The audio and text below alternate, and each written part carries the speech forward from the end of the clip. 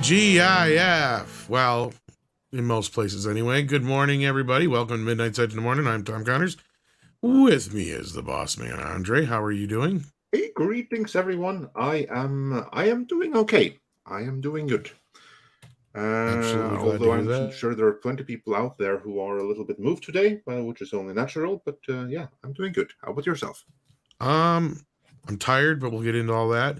Also, back again after a vacation, Miss how are you? Hi, everybody. I'm okay. I'm glad to be back. Glad to see you all today for sure. Well, we're glad to have you back. And also joining us this morning, the man who has no time for mead, but is everywhere else, Mr. Culture Casino. What's a vacation? Yeah, I don't know what that is either. Yeah, no, you're asking the wrong person. Tom doesn't know. I'm just reading the script. Okay, well, thanks for being here. I'm good. I'm good. I've got lots of irons in the fire, but I'm good. And I'm sorry I missed meat, Tom. I apologize. You're never sorry. Well, I was there a little bit. I mean, yeah, even Andre was there, for Pete's sake. Which is why I'm tired today. But yeah. Indeed. But yeah, there was some sad news yesterday. If you want to take that first, Andre. Yes, absolutely. Queen Elizabeth II. She passed yesterday after 70 years as monarch, which makes her the longest ruling monarch in British history, and I believe the second longest ruling monarch in known history period, which is quite impressive. And I know there are some people who have differing feelings about monarchy, about Britain, what have you not. But what I will say about it before I let everyone else have the word is that the kind of monarchy that we have today, and Elizabeth was instrumental in establishing it, it's mostly a ceremonial monarchy where the king and queen have very limited actual political power, where their biggest role is to be a unifying symbol for the nation. This is something really important, which is something that most republics do not have, because you have a president who is necessarily partisan, meaning that you're always going to have a split, where a big chunk of the population can't stand their leader. I know that is certainly the case in Norway right now. I'm not going to go into any more details about that. And so it is anywhere else where there is like either a prime minister or a president or something like that that holds the political power. In such a situation, it's all the more important with a national unifying symbol. And that is what the Queen was. She was the mother of the entire country, the mother, the grandmother, and the great mother. A unifying symbol, universally beloved, who was always the consummate professional from the moment she stepped into the public limelight and until the day she passed. She was never herself involved in any kind of scandal. She was never discourteous. She was the consummate royal in every single word, and she deserves respect for that. Also, for the peaceful way in which she, I'm not going to say disbanded the British Empire, but transitioned into a state where many of the former so what I'm looking for, satellite states or what have regained their freedom, which is something that many who are criticizing seems to have forgotten, which only goes to show how important knowledge of history is and what can happen when you don't have it. Either way, those are my thoughts on it. So yeah, long live the Queen. I know you have a lot to say about this.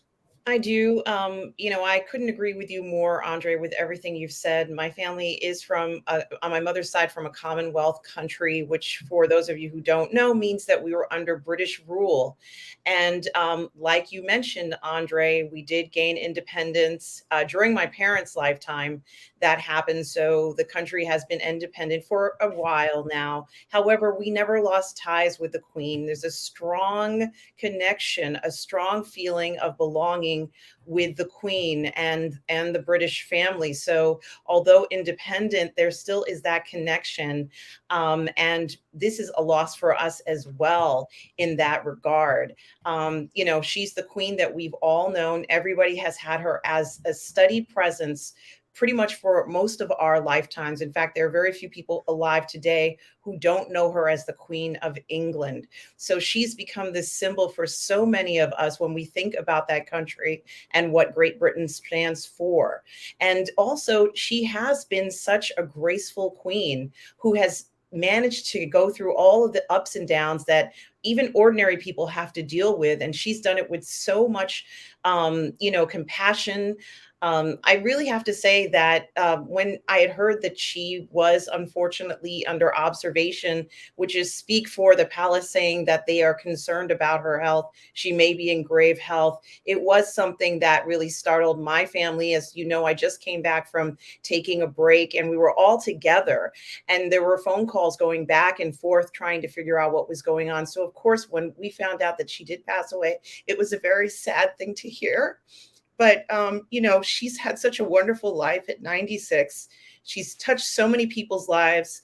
All these changes, being able to still be around and still be relevant with changes that go on in the world that affects so many people and still being able to have hope in the possibility and potential of all the countries that were part of the Commonwealth is something that I think shows that regardless of what happens in history, there is hope for things to have positive change going forward.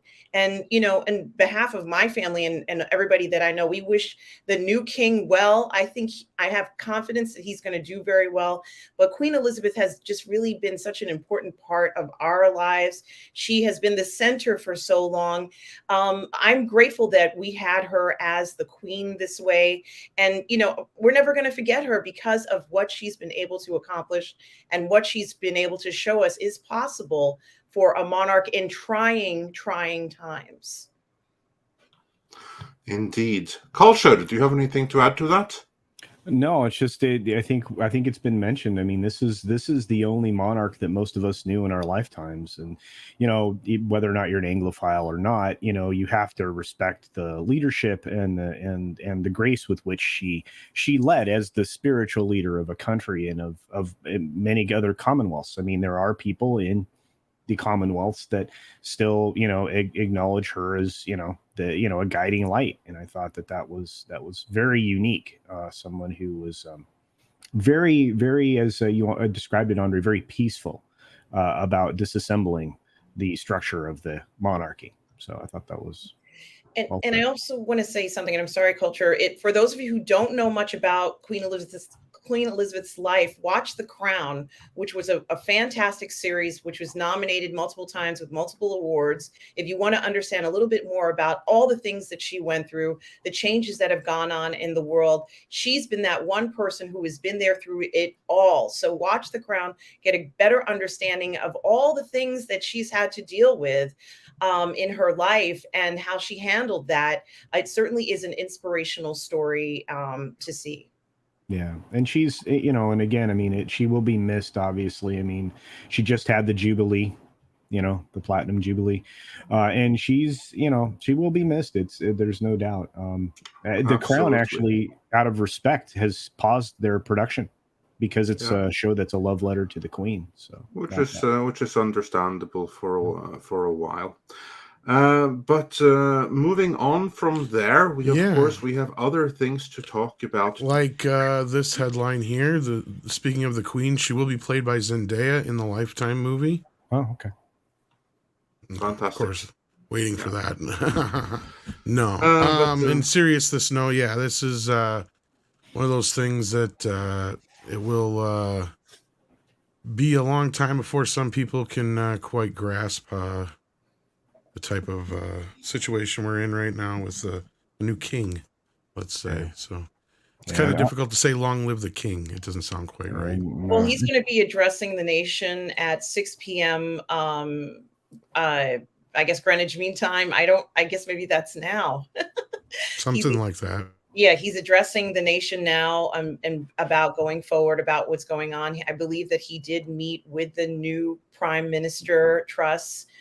So this is also a very historic day in regards to the fact that this is probably, and they're still looking in the records, the first time that there's a new prime minister and a new king at the same time. So this is something that's never happened before in British history, from what I understand. Basically, what it means is that it's an end of an era and the beginning of a new one. But with that, we are going to get into the regular affairs, because we have a new episode of She-Hulk out. And what's important about this episode is that now we have seen all of the same 4 episodes that the reviewers got to see initially. So now we can comment on what they saw and what the hell is wrong with them. But anyway, that's another matter. We have a new episode of the Ranks of Power Outs. We can talk a little bit about that. And the backlash that's against it. We're going to be talking about another good series that actually dropped, namely Cobra Kai, which is why Tom is a little bit tired today. Plus, I was asked a little while ago if there is any movie I was looking forward to, and I said, I can't think of any.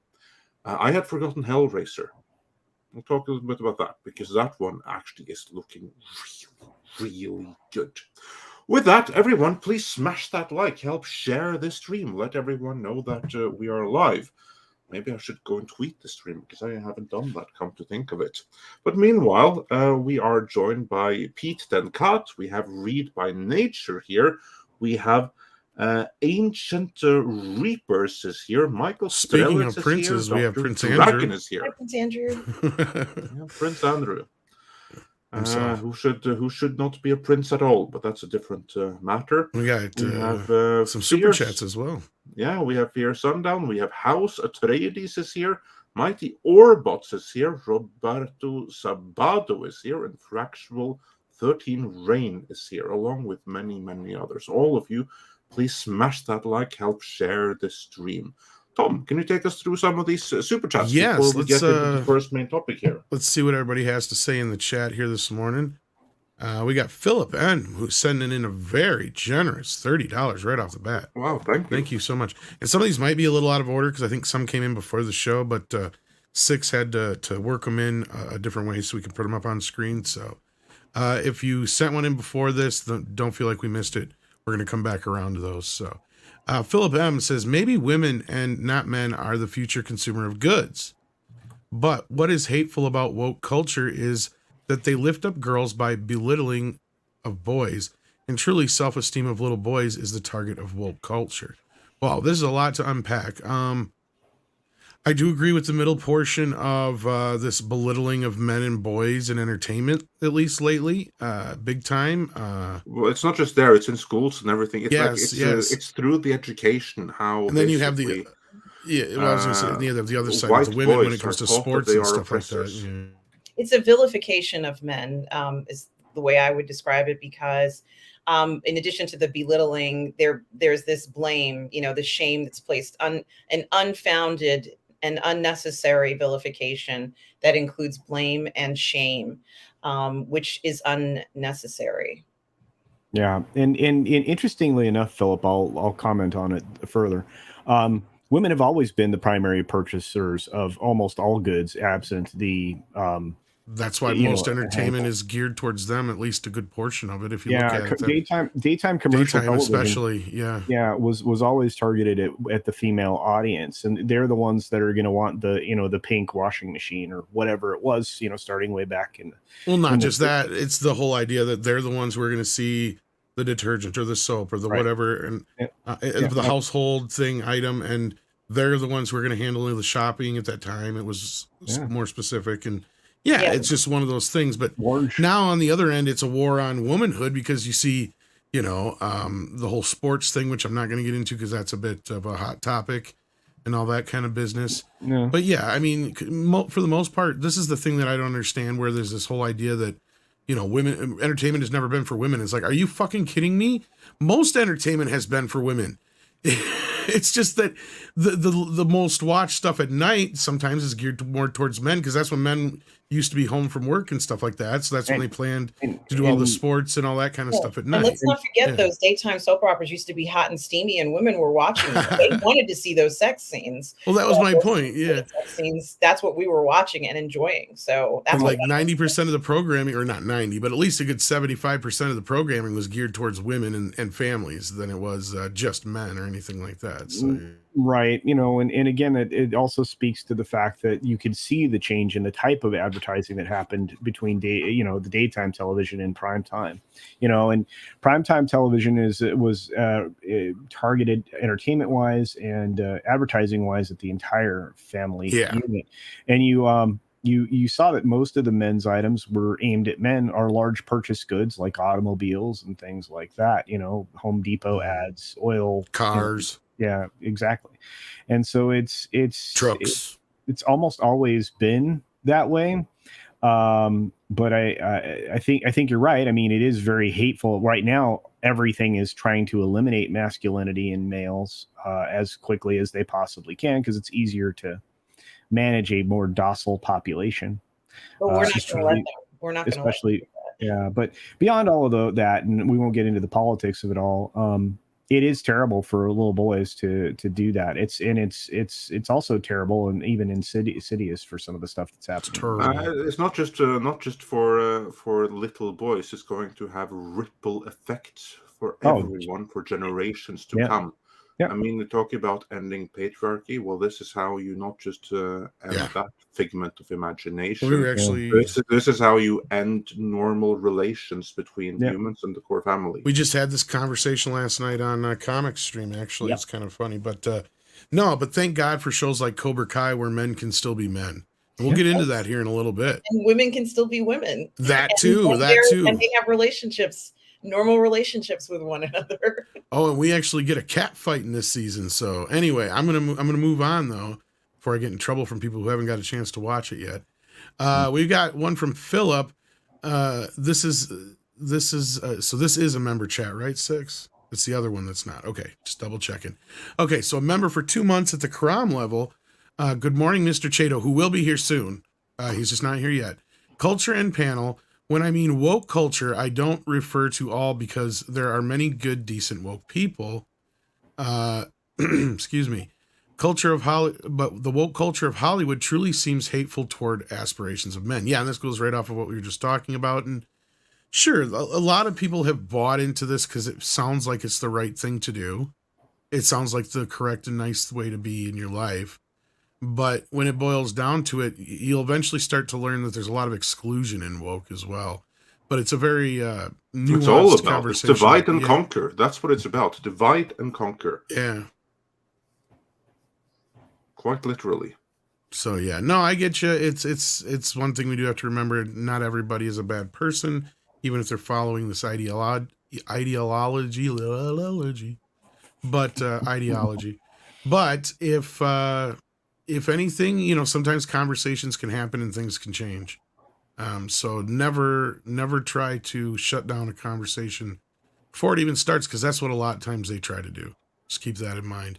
Callum Lyle has sent in a super chat. This is the one I was talking about from before. Do you think Del Toro's Pinocchio Netflix will do well?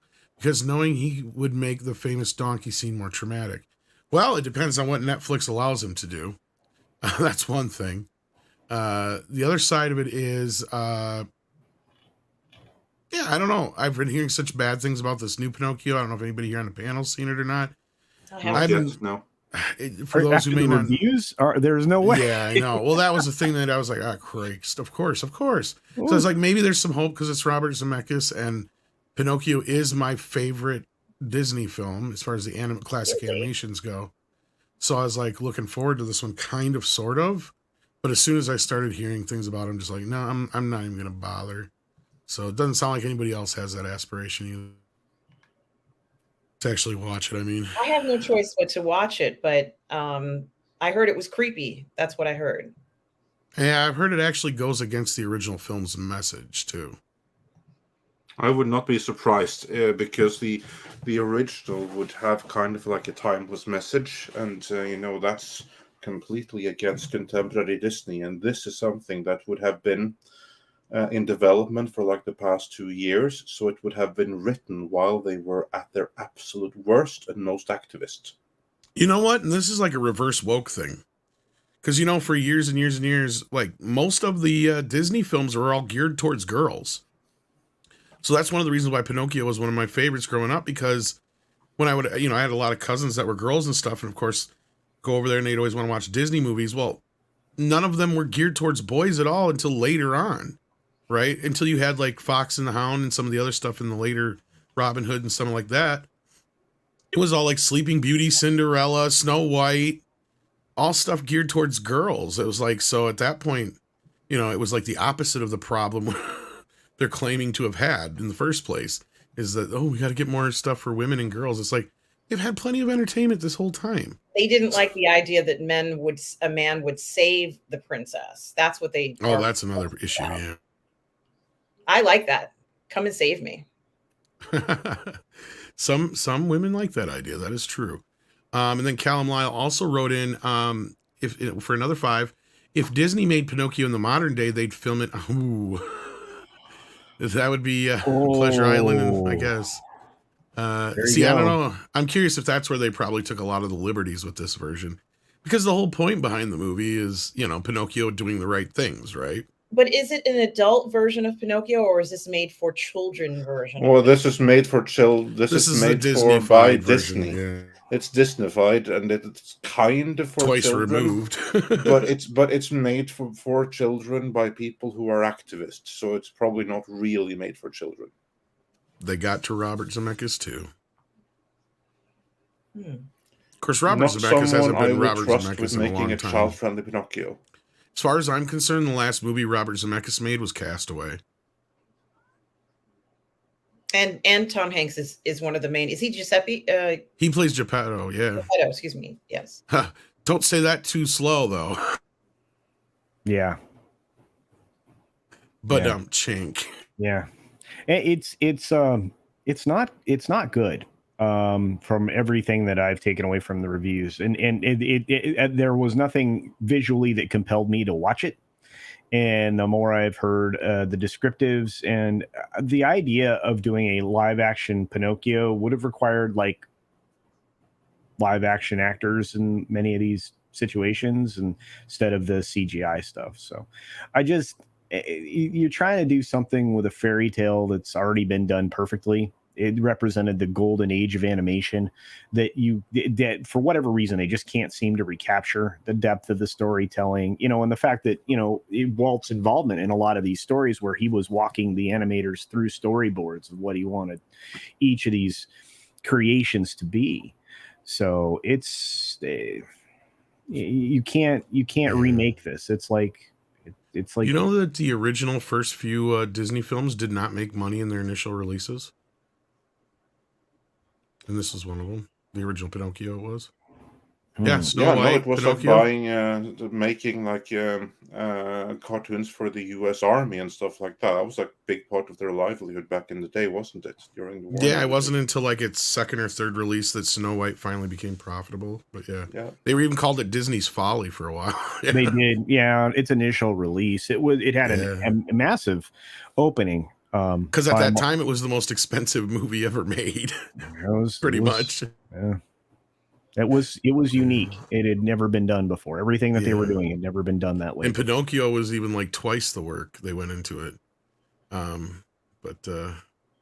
Yeah. So anyway, Dr. Long Dongler sent us in a super sticker. Let's see here. It is a thumbs up. Thank you so much. Everybody, please follow along with Dr. Long Dongler and hit a thumbs up.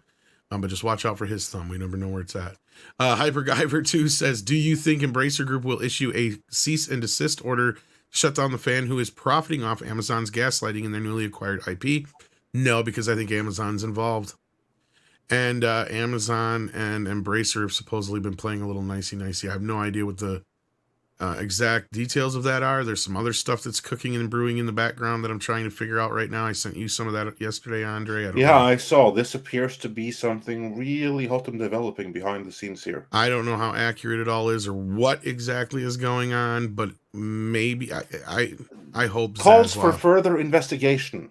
Let's just say I hope Zaslav didn't take a nice quick payday to help him out with some of his financial issues while allowing Amazon to have a lot more Lord of the Rings stuff. And it doesn't sound good. I hope it's bullshit. I hope so too, because if it is, we're in trouble. And this might be part of the reason why their names are attached now on as production companies at the last minute here.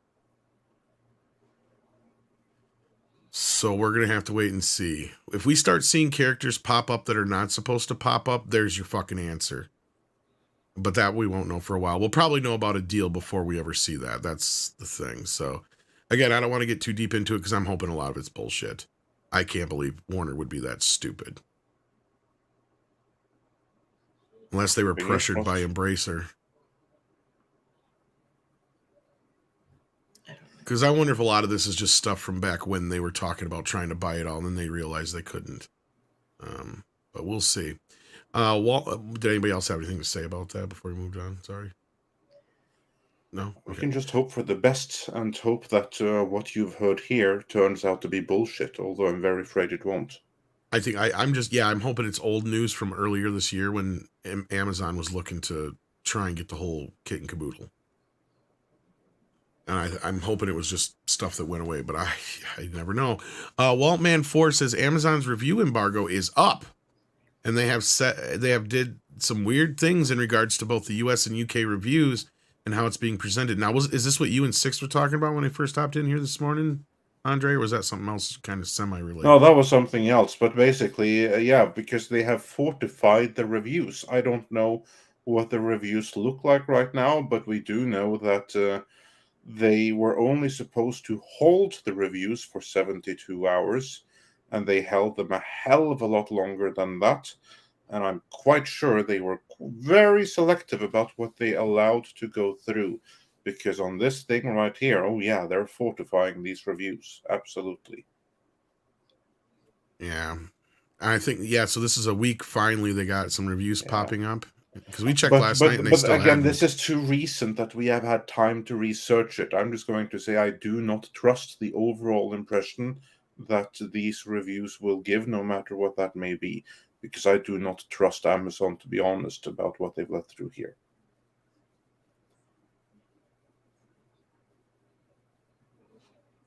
Yeah, Six just sent me a thing. It's showing the IMDb at a 6.7, but I don't know if that's not I don't think that's the Amazon rating, though. Or is that the rating they just use? Oh, no, that would be it, because IMDb is owned by Amazon. And then, remember what we learned. Okay, I think I'm withholding everything that was less than a 6 out of 10. I think I'm looking at it correct now. We got 560 votes in already. That's it. And it's averaging, it's just over 4 stars out of 5, or just 3.5 stars out of 4 or 5. That seems consistent with them basically blocking anything that was less than 6 out of 10 rating. Pretty much. That's what you would get when translated to stars. Pretty much. So, I'm sure we'll check into that a little bit more as that develops. But before we move on with Super Chats, we have Dyrus who sent us a $5 super sticker. Thanks so much for that. But before we move on with Lord of the Rings, there's a new episode of She-Hulk out, and I know that only 2 of us have seen it. But Culture, now that you have seen the first 4 episodes of She-Hulk, Attorney at Law, what do you think? Do you have the same overall modestly positive impression that most reviewers had, apart from Grace Randolph, who somewhat incredibly thought it was too feminist, and that may not go down well? Was she completely nuts, or was she up to something there? Well, I don't know if she was up to something, and I don't know if she's trying to, recreate some credibility with that. But I've now seen, as you said, the first 4 episodes, I have to say, I don't know how you would take away a mostly positive perception of the show. It in the most recent episode is just confuses me even more as to who this is for, because if you're saying this targets children, there's an awful lot of overt sexual themes here going on in this show, and more adult oriented conversation than you should be putting in front of children. So it can't be for kids. It's not. Its humor doesn't rise above maybe 6th or 7th grade at any point in time. And, outside of, some interesting action in this most recent episode, I would say that the CG actually is getting worse. The CGI, literally during a fight scene, her body stretches like Mr. Fantastic. I think we mentioned this the other day elsewhere, but it's a very, or I think maybe Tom said it the other day, but it is very very flat. It hops around very quickly. The story's not good, and they actually went about saying the following: Wong is here, so we have another round of Twitter armor for the week. So after telling you, good luck with that. Yeah, after telling you that the show wasn't going to be full of cameos, it's been nothing but cameos constantly, whether intentional or not. You know what my issue has been with those cameos? I'd rather not have had them, because each and every single one of them has been a character assassination on the character in question. Like, I want to hear your thoughts on Wong in particular, because Wong is now the Sorcerer Supreme since Doctor Strange blipped for 5 years. So Strange is still there, but now like the roles are reversed, where Strange is Wong's manservant. So Wong is the Sorcerer Supreme, and for those that haven't seen it, what happens in episode 4 is that there's a rogue magician by the name of not Johnny Blaze Ghost Rider, but Donny Blaze, complete and total ripoff. And this is someone who was like at Taj Mahal or whatever the magic land where they learn magic is. He was there for like a couple of weeks or something.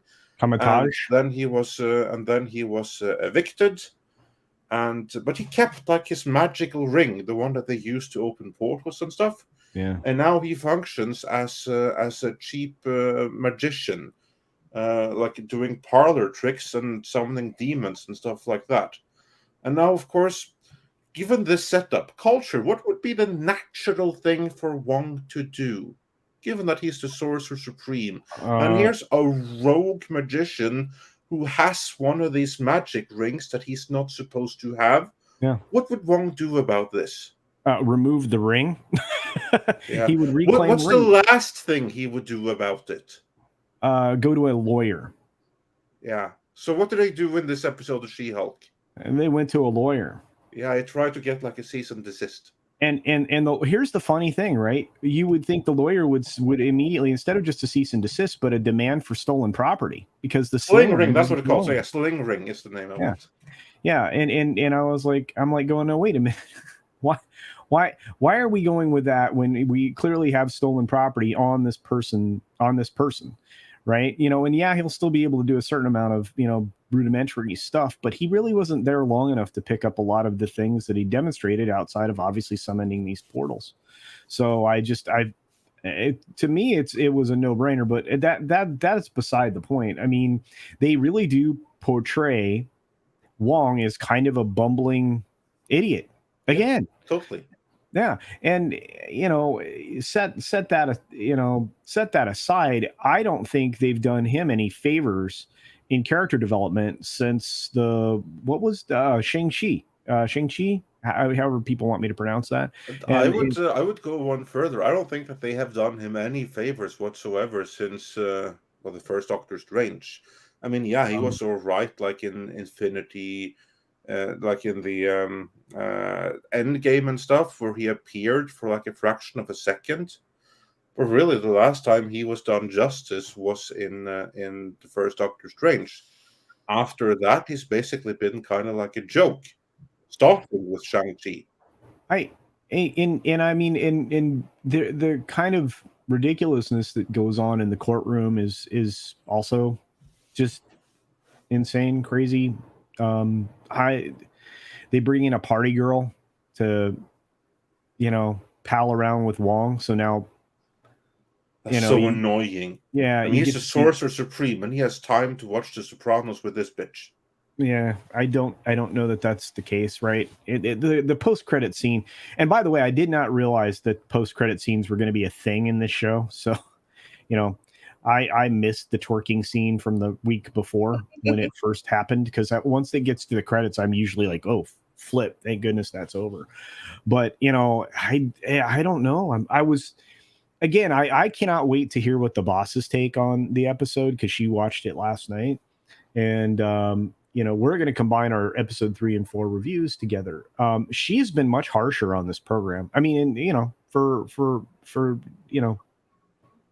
the truthfulness of it all, she is a feminist. I mean, she's a traditional feminist, not like what we have now. That's kind of like what I mean. Feminist is a word that you have to define. You can't just say feminist because it doesn't mean anything, or rather it means too many things. Like, do you want equal rights to vote?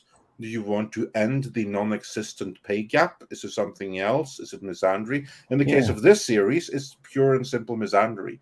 It's hatred of men, and it pervades every single scene. Well, and it comes across even in Jen's dating life, right? Which we explore in this most recent episode. I'm not sure to what extent, we want to go into spoilers, but we've been there already.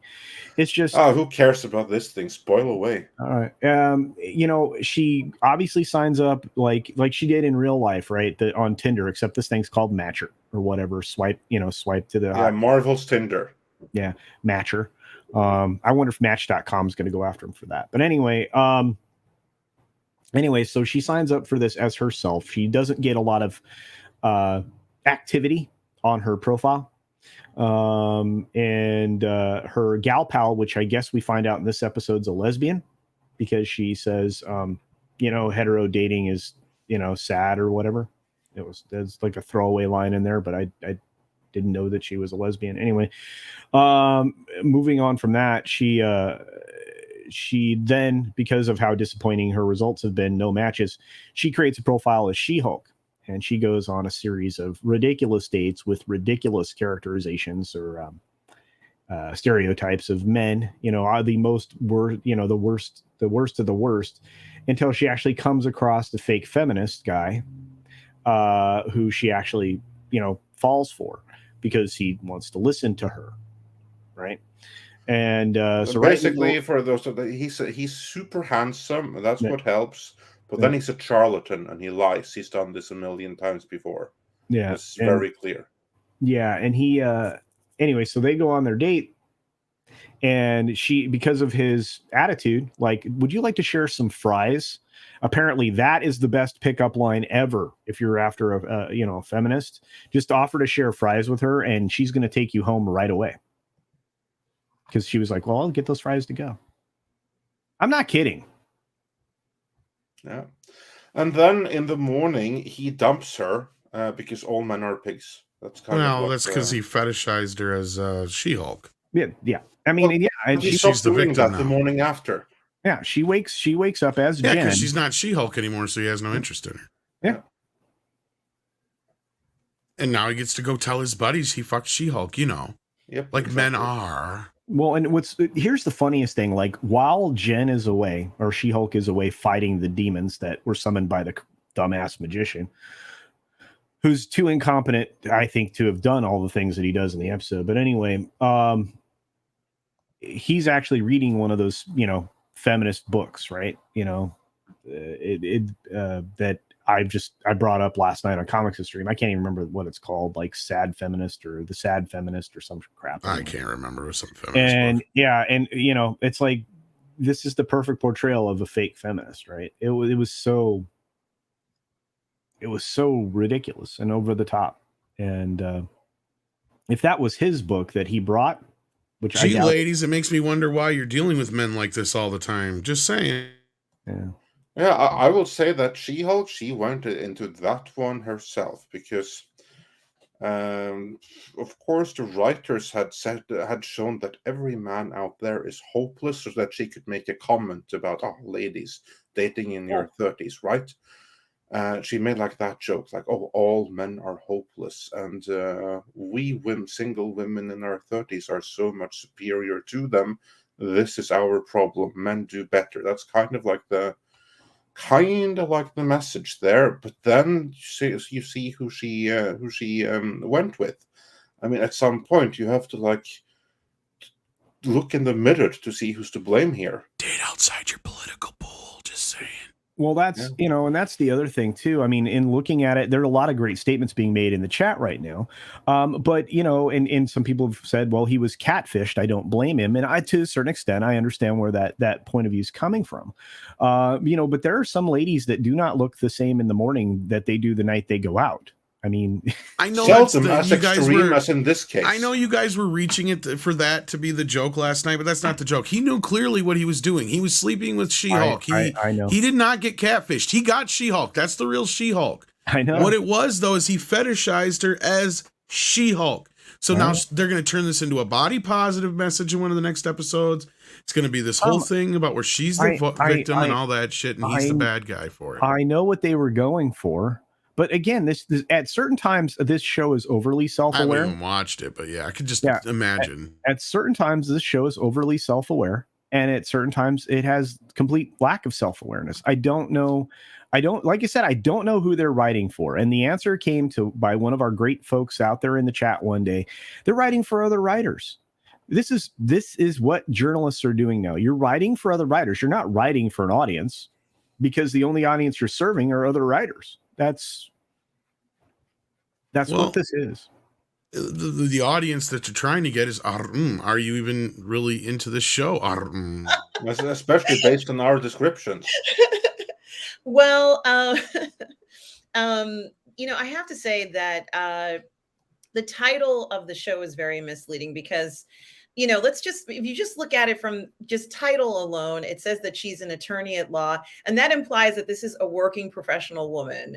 And, for those of us who are who are listening to this stream right now, who are in the chat, who know professional women, I don't believe that this character is actually written or based on an actual professional woman in the working place. I think that this character has a lot of experiences of really bad dating situations that the writers have had. And they said, let's get every bad effed up experience we've ever had, and we're going to put it in this show. But She-Hulk is going to be different because she has this different, element about her. She can turn into this other character and see how she handles it. And that'll be pretty much the basis of the entire show. So it's a big experiment. She decides that she's going to twerk at work, which is something that working professionals don't ever do.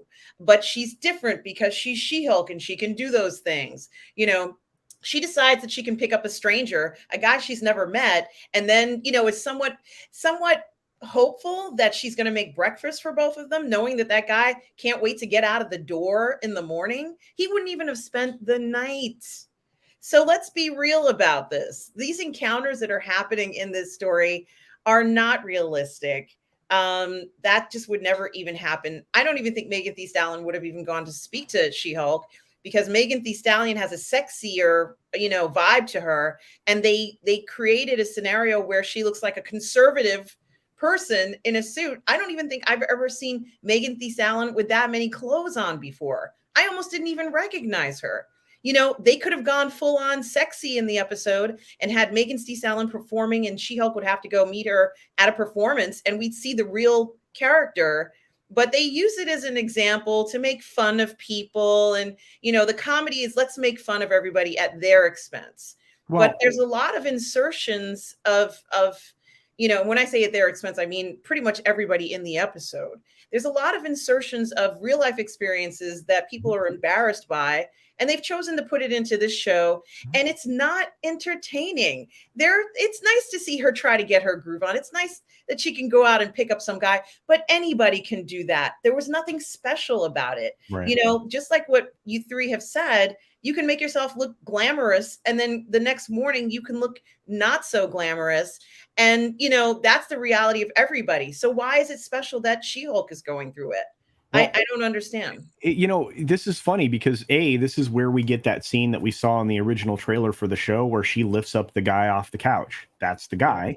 And she says during a fight with the demons, because she's trying to get back to this date at her apartment, that this guy is really smart and he's really sensitive and and he's really attractive. Not that that matters. And then she says, but actually, let's be honest, it does matter. And I'm like, okay, people go with people that they're attracted to. It's okay. It's like, but it's that snarky way of doing it. And again, somebody pointed out that it's likely that this is the episode that Dana Schwartz probably had the most influence on, and I would agree.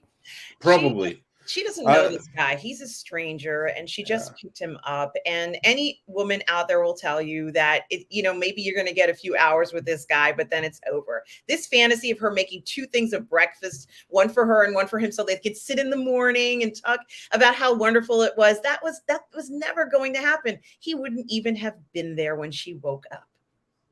The guy's supposed to do that anyway.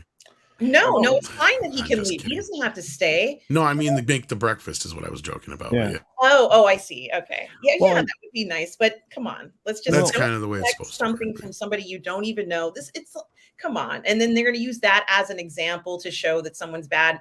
It doesn't even in the context that it's in, it doesn't make any sense. But it's because she felt this connection because he listened to her. He ran the playbook. He ran the playbook and got where he needed to go. And so then they're also saying that women are not intelligent. Oh, I think they're playing it as this was empowering because she was the one who wanted him, and she lifted him and grabbed him to the bedroom. But then I think that they're going with, this is female empowerment. Is what I think. Well, I think if she was more empowered, she would be ready with the next guy the next day and be fine with it and not even think about it. We don't know what happens in the next episode. Yes. And I hope that she isn't, sort of like in her mind thinking that this was going to be the most incredible guy. I mean, she got over him real quickly. She was like, of course he left the day after, because then he sees her as herself and he's like, oh, okay, bye. But she did put out the breakfast implying that she thought he was going to stay. That's what I'm saying. Yeah. No one would have done that. So. Well, certainly they would. These writers would absolutely go there, but that's what I mean. Like this whole, the writing is just schizophrenic. It's the best I can say about it. I think that she has a very hectic life, and this becoming She-Hulk has just made her even more hectic than she was before. And I don't know. What's interesting is that she seems like she had a really nice family. The family members are really nice, and I think that the character, the way that she's portrayed, is trying to move away from how nice this family is. She goes to visit them and they're, like, well, how are you doing? And they're like, just a regular loving family. And I'm thinking to myself, they're the ones she needs to be turning to. She should be on the phone with them more and hanging out with them a little bit more in these dangerous times. So when the father, am I correct in saying that the father arrives? The father, I will give them this, that someone in the writer's room, they have a good relationship with their father, because there is one man in the entire series that kind of like gets away unscathed, and that's the father. He is shown as nothing but a loving, caring father who wants the best for his daughter. And I'm actually amazed that happened, because I would not have foreseen it happen. But because then every other man in the series is portrayed as shit, except for him.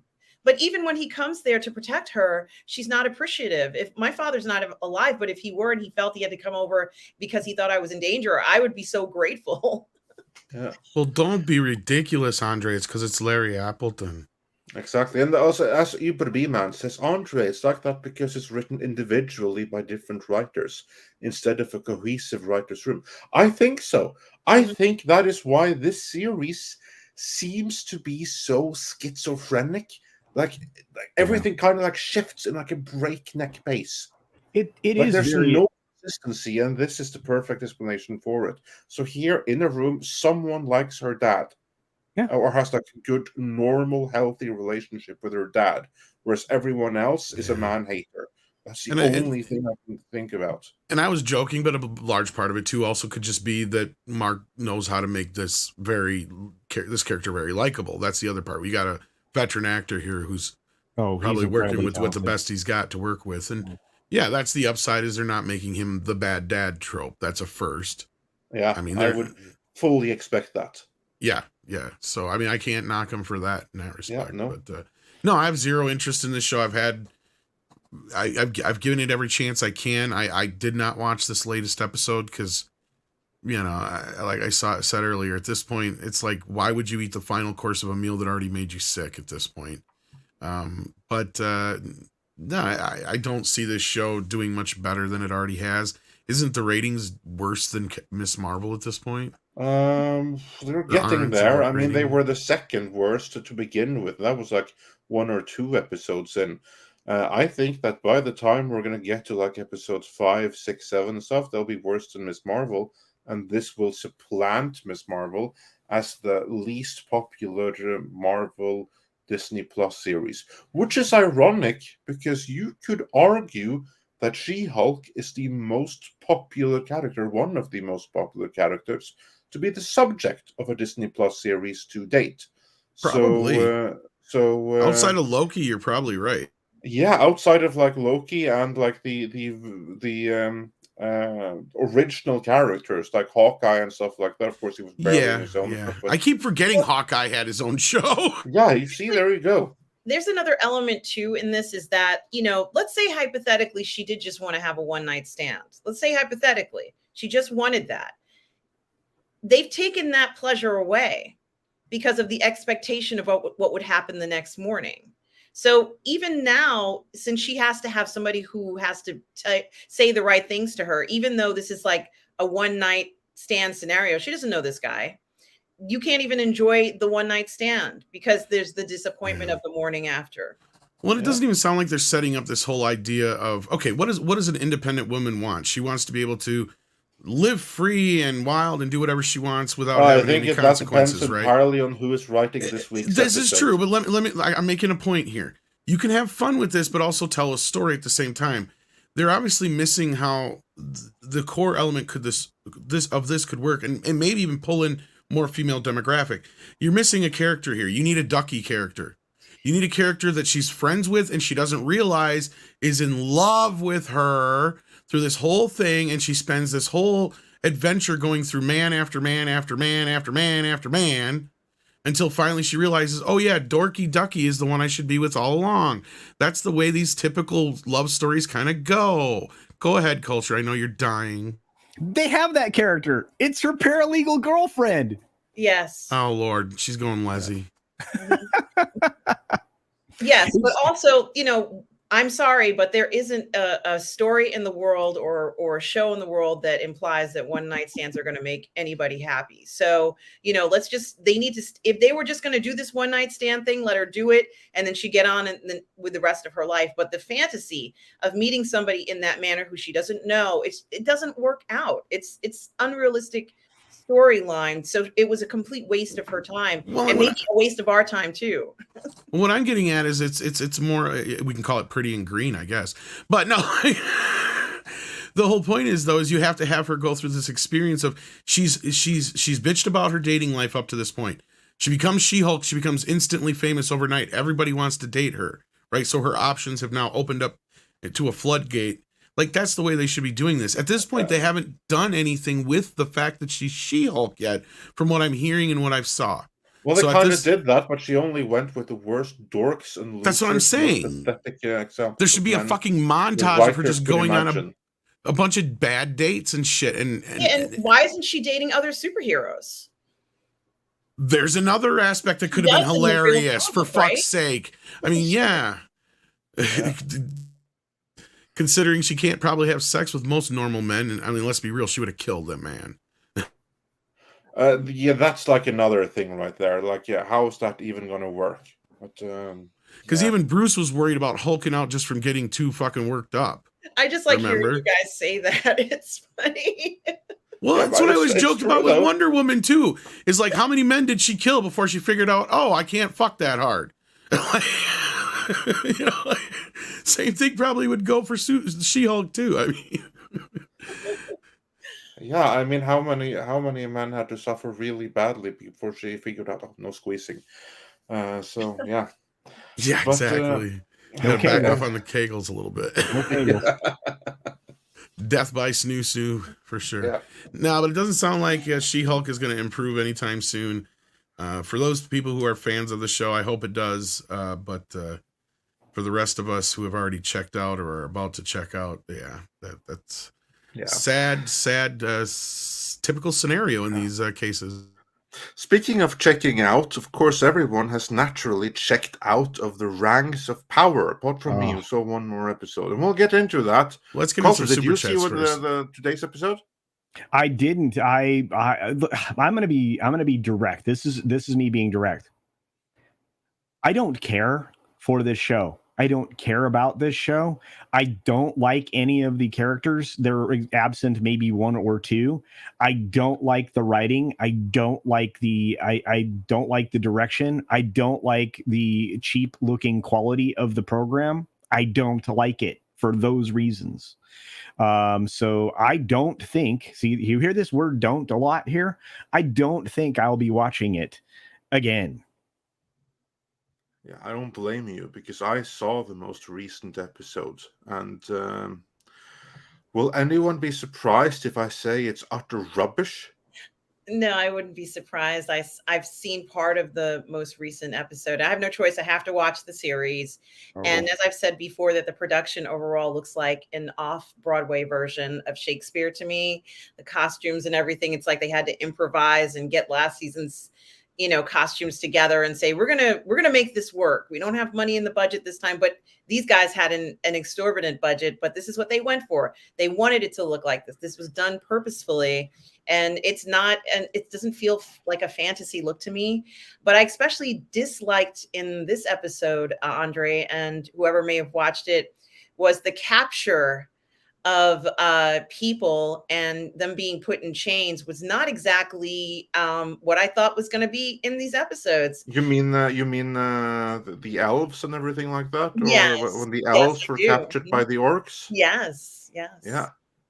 So I was surprised. I'm trying to figure out, I guess maybe there's a point in the storyline where this occurs, but I'm trying to figure out where it's coming from. I guess it's something that had been happening all along. But it just is so confusing. Yeah. It was basically just bad all around. And you can see how they were trying to go for like some Game of Thrones vibe when you had like this fight break out in this Atlantis fairyland, where you had like the king, the Strider before his Strider characters, because he's like another king who doesn't want to be king. And he went to all Game of Thrones, and some guys that were giving him a hard drive, leaving like blood trail on the walls and everything, breaking arms, and like just going a little bit more brutal than what you're supposed to have in the Lord of the Rings, but that you would fully expect in Game of Thrones. So yeah, in addition to all of the other stuff they did, they Game of Thrones to the Lord of the Rings. So nice going there. But I will say that the standout for me in this episode, other than how incredibly poorly acted Karen Sue Galadriel is. How poorly acted, written, everything. And yeah, I stand by that is her name now. Karen Sue Galadriel. So she was, of course, bad, but the worst standout to me in this episode were the Harfoots. I mean, they are the filthiest, most disgusting people I've seen in any fiction anywhere. And in this episode, they made it even worse. Because, yeah, now is when I noticed they all have some shit in their hair. They're dirty, they're filthy, they look like they've been rolling around, they're unkept, there's holes in their garments. This is the scruffiest bunch of fantasy creatures I've ever seen in my life. Yeah. And now we learned that not only are they like total gypsies, I mean, that's what they are. I mean, I'm surprised that this thing right here can go into like such depictions of gypsies, because that's what they are. They're like the Like the I mean, Roma? the Irish, what are they Travelers. called? Like the Travelers. Irish travelers. Yeah, the And the Irish Roma, that's travelers. what They must be really offended, because like this is all obviously them. I was like thinking, I wonder when one Harfoot is going to challenge another Harfoot to like a bare knuckle fight or something, because that's like the only thing that's missing. But still, like it's like Well, none of this them must have be really standout offensive to personalities, gypsies Andre. everywhere. None of them have standout personalities, so you can't tell one Harfoot from another. You know, there's no individuality. It's all like they're just a Harfoot like community or group, and you know, there's no special thing about any of them. So you know, their houses, when they pull up that little thing to go into, that it looks like a water discharge tube. That's what it reminded me of. There's no imagination in any of the creation of their look or their feel. It's very, very it's boring. Yeah, exactly. And yeah, I'm just looking at the comments here, and yeah, I agree. We definitely need some Harfoot call out videos. That would be freaking hilarious. But yeah, no, like I can't like this. This is possibly the most Rossicist depiction I have seen of someone ever, because this is an attack on the Irish travelers and Interesting. the Roma gypsies. Like they really depict Well, they all. happen to be really good-looking people, a lot of them, by the way. Yeah, I'm sure, but not these Harfootses. These are just disgusting. So yeah, no, like really insulting. And then of course you have Gandalf going around nice and cocked and Practically nude, you mean, Andre? yeah, exactly. And the girl finds him, and her friend is like, why are you picking him up? Why would you do that? And I'm thinking to myself, well, some guy falls out of the sky. Of course you're going to grab him and try and help the guy, but give me a break. Why are you helping him? I guess Harfoots don't help people when they see them embroiled in fire and different things. Yeah, and they will also leave their own. That was like a fun thing. That was like the most jaw-dropping to me, because they talk about, okay, like now we're going to walk because we're gypsies. So we're going to move to the next place, and if you can't keep up, we're just going to leave you to die for whatever reason. Out of there. But now, when we're sitting still, let's remember all the people that we walked out on, and I list all the people. This guy, the Trail of Harfoots. Yeah, like he got caught by a wolf, and this guy got caught in the snow, and we just kept on walking. But now, when it's too late and you're dead, now we wait for you. He was a great guy, but we had to leave him. We had to just. I didn't watch this, but yeah, like Six was pointing out something about how like if the Harfoots leave you behind, or if you don't keep up, they leave you behind, and you end up at the back of the bus basically. And she was pointing out that one of the characters was one of the characters of color, I believe, and they put him in the back of the bus or something like that. I didn't watch it. So. No. The character of color, like Lenny Henry, he's the one driving the bus. He's the one telling all the other Harfoots that they belong in the back of the bus. And he's practically their only star, and they're not really using him right. You know, like we're not getting anything cheeky or fun. He could have been this interesting character, and there's nothing interesting about his character. Oh, she says the mom is black. We learned that she's not the biological mom, she's the stepmom. But yeah, she was sent straight to the back of the bus. That she was, but along with the rest of her white family. And the reason they're there is because, like, the daughter, like the filthy little gender-bent Frodo, who found Gandalf and kept him as a pet.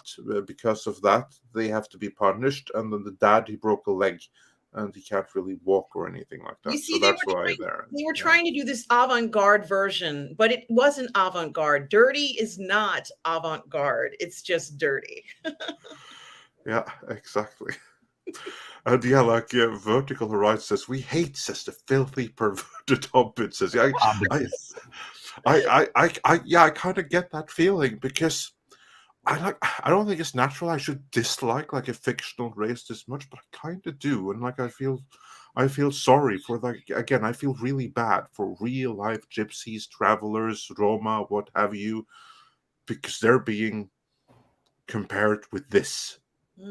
Yeah, and it's weird because you look at the portrayal that we'd seen on screen to this point of hobbits, They were all eloquently dressed, or elegantly, not eloquently, elegantly dressed at most of the times. They were all properly suited up, right? They were miniature Englishmen. I mean, let's be fair. That's what they were. That's what they were supposed to be. And we ended up with, these Harfoots that are they're supposed to be, the hobbits are supposed to be descendants of. I really don't understand any of that, but and I've read all the Tolkien stuff, including the Silmarillion, which is really rough to get through. Yeah. But I'm right there with you. I don't like the portrayal of any of these little beings. I will say that J.D. Martin, he made me want to go and rewatch Snatch, which is one of the best movies ever made. So, and the Irish Travelers features heavily in it. So that's a movie you absolutely. We can't actually say that. We can't say what's on the screen. We probably shouldn't. Oh, okay. So we'll just say Romani then. I don't think that the Irish variety qualifies as Romani. They may not. Yeah. No, that's the Romani, I believe, are the ones. I could be wrong. I haven't studied this, but I believe that they are the ones that came from India originally, and that you'll find all over mainland Europe, especially Romania. So yeah, good job. They're making us hate the hobbits. It's kind of like all they're doing here. And of course, they are really doubling down on protecting this, with what statement after the other, and it's all about accusing. Now you even have the head of Amazon Prime, Jennifer Salk. She who personally cancelled what could have been their Game of Thrones, which is what Bezos really wanted, and gave us this instead. Oh, and the female-centric Wheel of Time. Even she came out now and said their popular narrative that we're all about criticism, but we're not about Rossicism.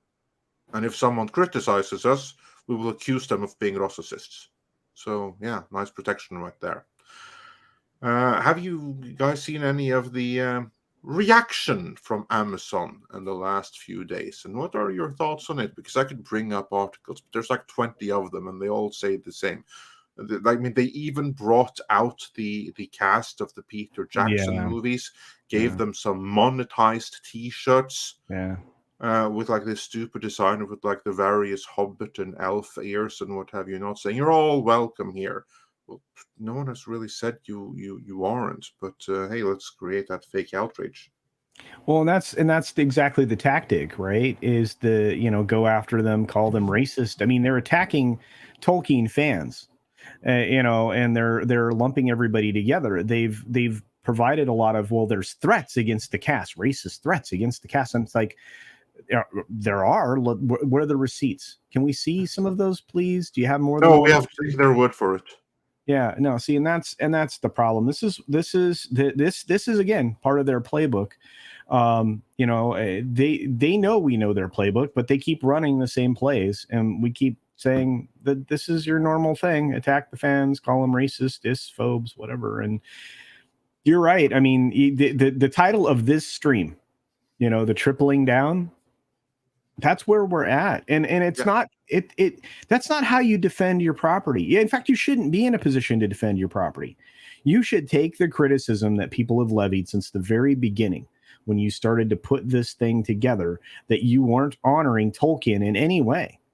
You should have just, steadied yourself on the idea that you were making a 11-year-old girl fan fiction creation that was only tangentially somewhat interested in Tolkien at all, and that's where we're at. I mean, they can't get the character right. The Galadriel is like I said, unlikable.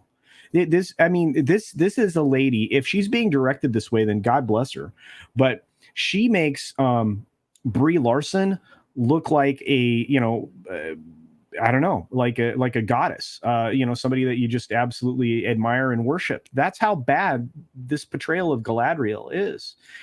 Again, I'm not watching it. I'm done.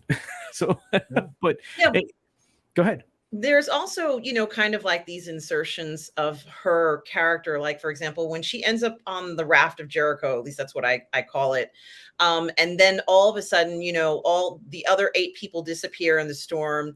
And, she's alone on a raft with this good looking guy. I can't help but think that this was something written by somebody who this is their fantasy. This isn't based on anybody's story, but something that popped into their head. Wouldn't it be cool if she ends up with this cute guy and, he's hot, and it's just so unrealistic the way that was done in that manner.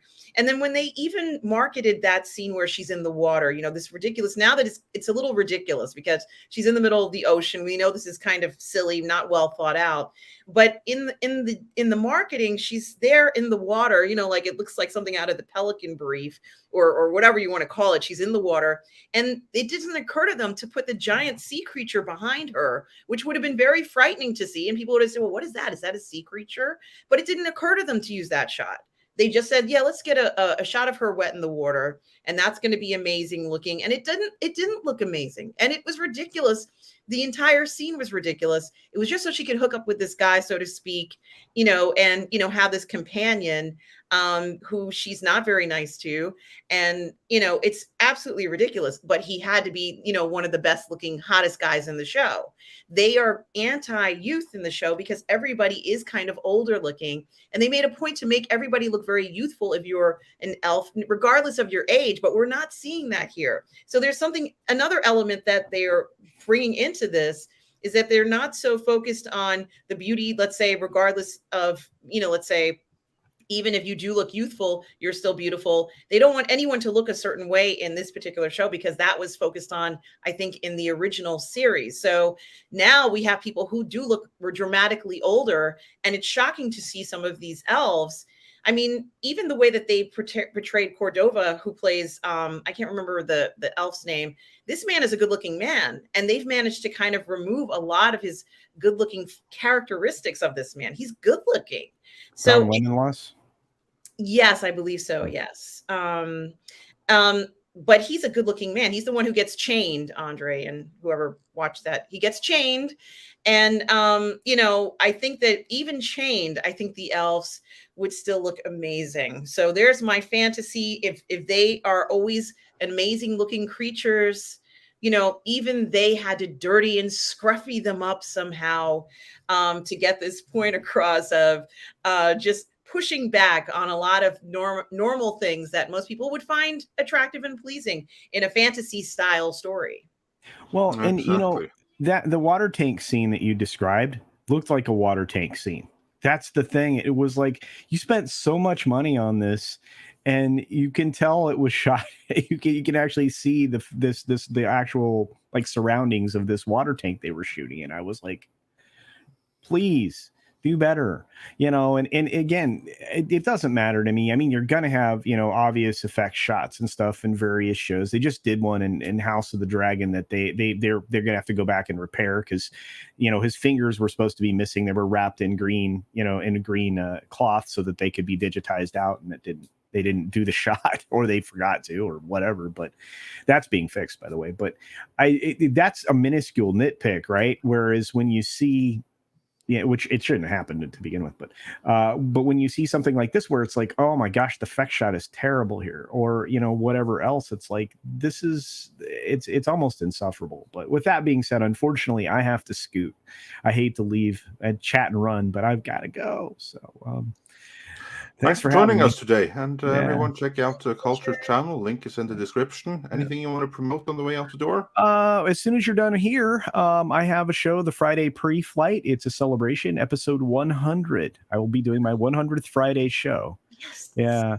So the Friday Pre-Flight episode celebrates 100. So it'll be fun. I'll have guests today, which normally that's a solo show with no guests. So today there'll be guests. So it'll be fun. So thanks for having me again. Love you guys. Everybody, take care. Watch good stuff. There's good stuff out there. There's a Brahmastra opens today at a theater near you. See you later, everybody. Have a good one. Bye. And before we move on with the super chats, we have one more piece of Lord of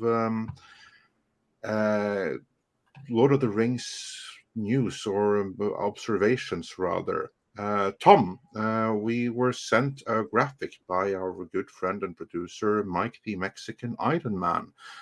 Can you perchance bring that up on screen? Perchance he can't, so then I shall do it instead. I'm just gonna Well, find it's actually the same thing Six just sent me, but yeah, okay. Hang on. yeah, but anyway, because we mentioned already that they had absolutely fortified the reviews, and that there were only 755 global ratings. I mean, that's amazing. They claim 25 million people saw it in the first day or something, and there's 755 global ratings. But the interesting thing here is the distribution of the ratings. 5-star ratings, 56% of the approved ratings are 5 stars. Looks like a review bombing to me. Yeah, and next up is 1-star rating is 24%. And here's the really interesting. 2-star, 3 and 4-star are just 5, 5, and 10% each. So it's basically nothing. And that tells me that this is a show that no one really likes, because you have review bombing in the 5-star category, and really nothing else. Because if you would expect more people to be a little bit in the middle, but there's no one in the middle.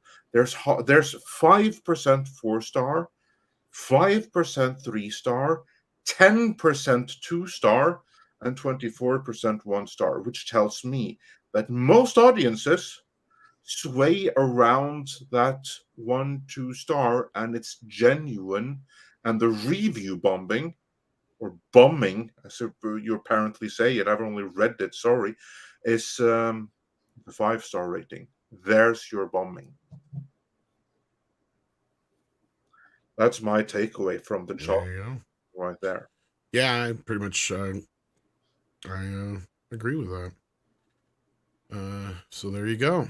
And then let's get into some super chats here. We have a super sticker we left off on from Dearest, who had a pair character laying on its side, raising his arm while saying, "How's it going?" Well, it's going, sir. Thank you for that. When we got It's Time for Hollywood to End, says Star Trek cheapest show ever and podcast equals fail. Yeah, we talked about this last night. Boy, are they doing Nicholas Meyer dirty by turning his con project into a fucking podcast. Not even an actual radio play. It's going to be like a live script reading, it sounds like, probably. That's unbelievable. Yeah. Unbelievable. Maybe we can get him for another interview now. I don't know. He was upset with Robert for telling everybody what it was about in the first place. So this might be him just kind of whatever at this. I don't know if he'll talk to us again or not, to be honest with you. But we could always try. But we got Pilgrim Media, who says, "I'm sad, but it's too soon for Is it too soon for Sex Pistols?" For these Sex Pistols. Yeah. Nah, never. Dark King says, requisite in Pace, Queen Elizabeth II. Is that, did I say that right? What is it? Second. Rest in peace. Yeah. Pace, it's Latin. Yeah, how do you say it, though? Did Pace. I say the first part right? Actually, I think it would be Pace because I'm talking about the first word. Requiescat and Pace. What? Yeah, I'm not. Yeah, I was impressed that I got the first word right. Probably. Jesus. Yeah.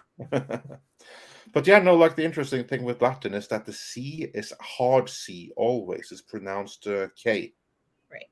Yeah, exactly. Alex, forget it, Tom. Callum Lyles asking, is your toilet sanctuary? She's not in her bathroom, I don't think. I'm in my closet. Yeah, she's in her closet. Well, it's better audio quality there. I mean, yeah. A lot of YouTube videos from all your favorites have been recorded in closets. I kid you not. Yes. Oh, Weird Al Yankovic. Talking like huge multi-million channels and stuff like that.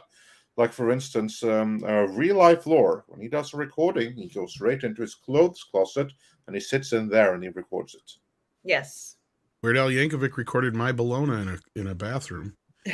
John Evan Bear says, since Amazon spent $1 million on Rings of Power, how much damage will this have financially on Amazon when it fails spectacularly?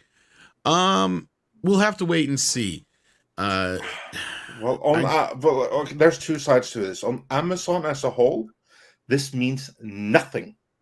Amazon, the corporation, they can just write this off, and it means nothing at all for the company as a whole. Let's be clear about this.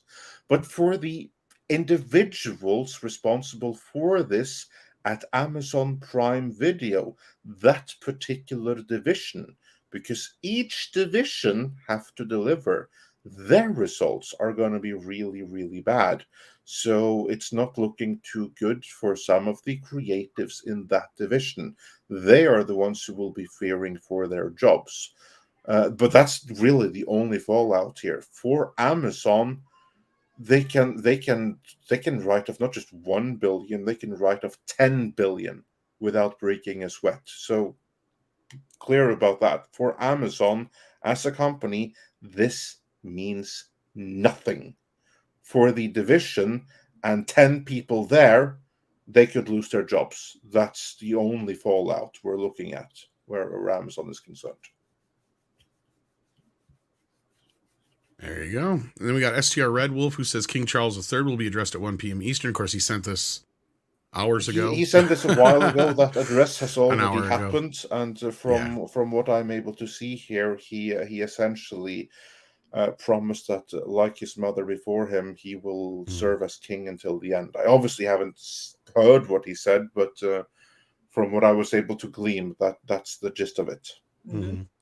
Big Raj sends us a thumbs up. Please hit that thumbs up in recognition of Big Raj. We appreciate that. Then Ensign Tickle Trunk, who's been a member for 18 months at the Edgelord level, says, I'm a day late, but live long and prosper. Yes, yesterday was Star Trek Day. A whole lot of crappy news. We got like an image from Discovery season 5, so they're threatening us with another season of that. Like I said, they did Nicholas Meyer dirty by giving him the podcast. Other than that, I don't think they made any real major announcements. I think it was all pretty lackluster from what I heard. In fact, Critical Drinker had a hell of a lot more people watching than they did from what I heard. Oh, I'm not surprised. I mean, they completely ruined it. They've broken the brand. Yeah, it's pretty sad. And then we've got Michael Strelitz, who says, woke culture attacked our queen, turned on them, and their dads and moms are attacked. Why are assholes born now? Well, woke culture makes people a-holes. If you weren't one before and you become woke, you'll become an a-hole. Yeah, it's the Karening. Yeah. That's what happens. Grimzilla says Daemon Targaryen for kingship. There you go. We got Chad Rupnerine, who says, Tom, have you heard Jordan Peterson's analysis of Pinocchio? If you haven't, I strongly recommend it. I have not, but I would love to check it out. I do like listening to him talk because he sounds a lot like Kermit the Frog. Kind of does now you mention it. So yeah, he sounds like this. You should clean your room. Kermit's up here, though. There's a big difference. Waltman says it's been some time and wanted to ask what your thoughts of the Sabaton song suggested a long time ago, and don't know if I should suggest some to Robert Meyer Brunette. It's actually Burnett, but I think it was probably you were recommended to check out Sabaton, did you? Yes, I did. I enjoyed it. So thank you for the recommendation. Yeah, always suggest stuff that you like to any of us, because it just means that we get to enjoy it too if we haven't heard it before or listened to it before. So I say yes, go right ahead. All right, there you go. Feel free to recommend to Robert Meyer Burnett. There you go. And then yes, I do actually from time to time sing a Kermit voice, but you got to find me on a karaoke stream. That's the trick. Tennille says, rumor is that Pinocchio may not become a real boy. Yeah, he becomes a real girl. Oh, yeah. Nobody, nothing. Okay. Well, I haven't seen it, and you could be right.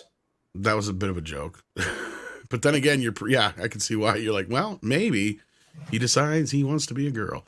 Eric Room Madsen says, after 4 episodes, I can only say hire someone that can write a courtroom scene for Yes. Odin's sake. Yes. Well, yeah, and this we were talking about this last night. What happened to pulling in consultants, right? Like they used to actually pull in. Yeah, okay, so you admit that you don't know how to write a courtroom scene. Chances are y'all are in Hollywood. You'll know about 20,000 lawyers. Like, pull a couple in for some. Well, basically, these courtroom scenes made Odin cry. Yes, and this is not the time for experimentation. And Karam said to shove it up their ass. So, Jin Carrara, if I'm saying that right, Korea, and a few good men. I love you all. Y'all get me over the hump many days. Hail Midnight's Edge. Sup, CC. Well, CC, we just CC just left, but I'm sure he appreciates the sentiment just the same. And thank you for that, Jin Korea. Am I saying that right? I'm probably saying it so wrong. Karaya? I don't know how to pronounce that. I'm just butchering it. Anyhow, sorry about that, Jin. And then we got a member chat from Dark King, who's been a member for 18 months at the Viking level, saying after seeing everything the critics saw, I have questions about Chris Gore. Oh, I think Chris is fine. He just happened to, maybe it caught him in the right mood. Yeah, maybe. And also, he's a huge fan of Ally McBeal, and for some weird reason, this reminded him of that. There's no accounting for taste. We all have our guilty pleasures. But this happens to be one of his. That's not going to win him any favors. But again, we all have our guilty pleasures. So yeah, back off him and let him have his. Like, it can't be like that. Oh, you can't like this because this and that. If you like it, you like it. Simple as that. Although I don't see why he likes it, but he does. All right, and if you can grab these next few super chats, I got Sadie barking in outside here. So yeah, sure. Go let Doggy out, and I'll grab it here. Because then we have got a member chat from that 70s rock fan who says, "Good morning, Midnighters. Great to have some erudite chat to lift my spirits while at work. Hope you all have a great Friday." Oh, thank you. That is much appreciated. And then we have Cliff3188 who says for $4.99. Thank you so much. Would it improve the show if She-Hulk were put on trial because she nearly killed one of her dates, being charged with attempted death by Snoo Snoo? Actually, kind of, yeah, it would be like interesting, because here is someone that was suddenly gifted with superpowers, and her cousin Hulk, the real Hulk, graciously tried to teach her about her strength and how she can't have any kind of flip outs because she has Hulk strength now. And when she has Hulk strength, she can create incredible property damage and kill people in a heartbeat. And she wasn't interested in listening. So yeah, I think it actually would have made the show better if there were to be some repercussions, so that she could learn some humility and to maybe listen to someone who has more experience in that particular game. If someone were almost killed by Snoo Snoo, that's an expression that is new to me, but I can kind of imagine what it is, and probably has something to do with like those kale exercises and everything. And yeah, that would be hilarious. And then we have Comobot Killer who says for $2, Marvel Disney shows are dumpster fires on steroids. Yeah, it's difficult to disagree with that. Matthew W says for $5, none of the writers have ever had a real professional job. Lawyer, nurse, doctor, IT, anything that requires real training and experience. Indeed, and you can totally tell from how fake this comes across. This is written by someone who has not done. Again, I'm not saying anything bad about writers here, but this comes from someone who has not done an honest day's work of professional labor in their lives. They have no idea how a professional setting is. They have no idea what is required at work. They have no idea how you interact in a professional setting outside of Hollywood. And you can totally tell this is written by incompetence without life experience. which in my book should disqualify them as writers instantly. Then we have David Deacon Little, who says for $5, only thing keeping me interested is my crush on Jamila Jamil. Sigh, you guys, seeing how they treated the Wrecking Crew. They bury awesome characters. They were a joke. The Wrecking Crew was a joke. Yeah, and I quite like the character Titania from the comics, and I'm looking forward to the return of Jamila Jamil as well. And I'm looking forward to seeing if there's going to be any more fight scenes and kick scenes and stuff like that with her, because she said in an interview that she got like an unusual injury in one of the fight scenes, where she stretched her butthole. She was for fuck's sake. She didn't know that was possible, but she was quite open about it. Well, I'm sure you can do a lot of damage. I'm wondering if that scene has already been, if that's what we already saw, or if that's something yet to come. Well, that should be quite some acrobatic stunts. And actually, there was more to this Dark King message before. Sorry about that. I mucked up and missed the second half. After seeing everything the critics saw, he said, I have questions about Chris Gore. I don't think he was bought off by Marvel, but what did they spike his free drinks with? No way he is in the right mind. Yeah. No, I see where you're coming from there, and all joking aside, he just gets like a code to see these at home, just like he does most of these screeners, so it's not like this is any different than anything else, and I don't think he got any swag or anything like that. So he definitely didn't. So please, let's just hold off on like being bought. Like Chris Gore doesn't do that, and you all know that. Like he liked it. We all have our guilty pleasure. It's as simple as that. Maybe he watched it with his kids and stuff, and maybe they enjoyed it, and he had a good time with it. Who knows? Exactly. Like he has an adult daughter. He sees the thing through her eyes. He's in LA. So, like, back off it. Like, there's no need to accuse anyone of taking. No, I think Dark King was just kidding, but in that respect. But there are some. But there are some who have been quite sincere about that, and that's really uncalled for. Yeah, I just thought I'd say though that sorry about that, Dark King. I did not mean to miss your whole or your member chat. We got Elf in the house that says, I don't understand who is the main. OT, the overarching villain. Also, if they did it, shouldn't he be infected down there? Oh, well, that's a good point. Can he get like the gamma radiation? But for who's the villain? Oh, I can tell that men in general. That's the villain of the series. Men. There's your villain. Yep. Callum Lyle says Wyatt Wingfoot is her love interest in the comics. Oh, that would make sense. Super Galactic Fantastic Dimension says they should have watched Teen Wolf and just expanded that into a series. Replace the Wolf with She-Hulk, one and done. Yeah, I haven't seen that, but I can imagine that's probably the route they went with that. Ajax the Greatest says, who is She-Hulk supposed to appeal to? Well, they're clearly trying to appeal to that, 15 or 14 or whatever it is demographic to 42-year-old demographic, but it's just not working. I think they're trying to appeal to the 30 to 50-year-old women demographic. That's the only demographic they're getting. Yeah. And even that, I think a lot of that demographic is backed off. Outrage, anything to add to that? Or are you just waving? I think that they are trying to appeal to an older demographic, but whoever is writing it may not be in that age demographic, so they don't know what to write in order to appeal to them. Could be. Slade Wilson says, how bad will they cuck Daredevil? I don't know what to think about it. We don't know yet. We'll see.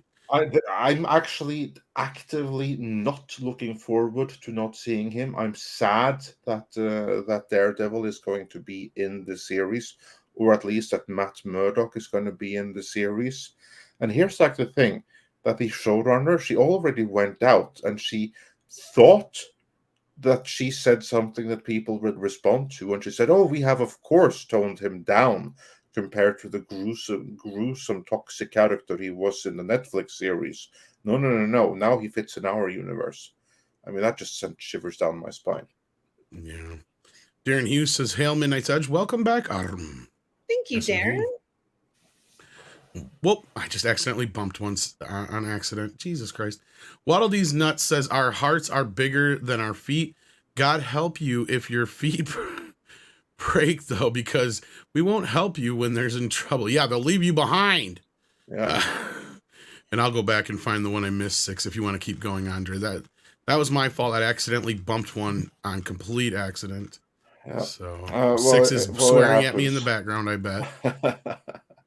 Moving on then while you go looking for that, yes, we sorry have about that. Akunin, 1876, who says for 2 Bulgarian levs, I believe. So instead of modern BS, I'm watching Miami Vice. Oh, good choice. Mm-hmm. Incredible series. Yes. Timeless series. I rewatched a bit of that. Well, actually, that was pretty long time ago by now, too, like in 2006 or something, when the remake movie came out. Then I saw like some episodes of the original series. And at that time, they were dated, but amazing. And I'm sure that is still every bit as true right now. Mm-hmm. Then we have a member chat from Moldovan Aline, who's been a member for 14 months at the Edgelord level. And he says, I personally loved the character of She-Hulk. It was a favorite in comics and remained on by simply no watching and allowing the TV show to spoil it. Yeah, he basically remained a fan by not watching the TV show. Yeah, I don't blame you, and good on you, because then you still have the awesomeness of the comics that were completely butchered here. There's no two ways about it. Well, we have Smith Self, who says for $4.99, ranks of Power fan reviews on Amazon.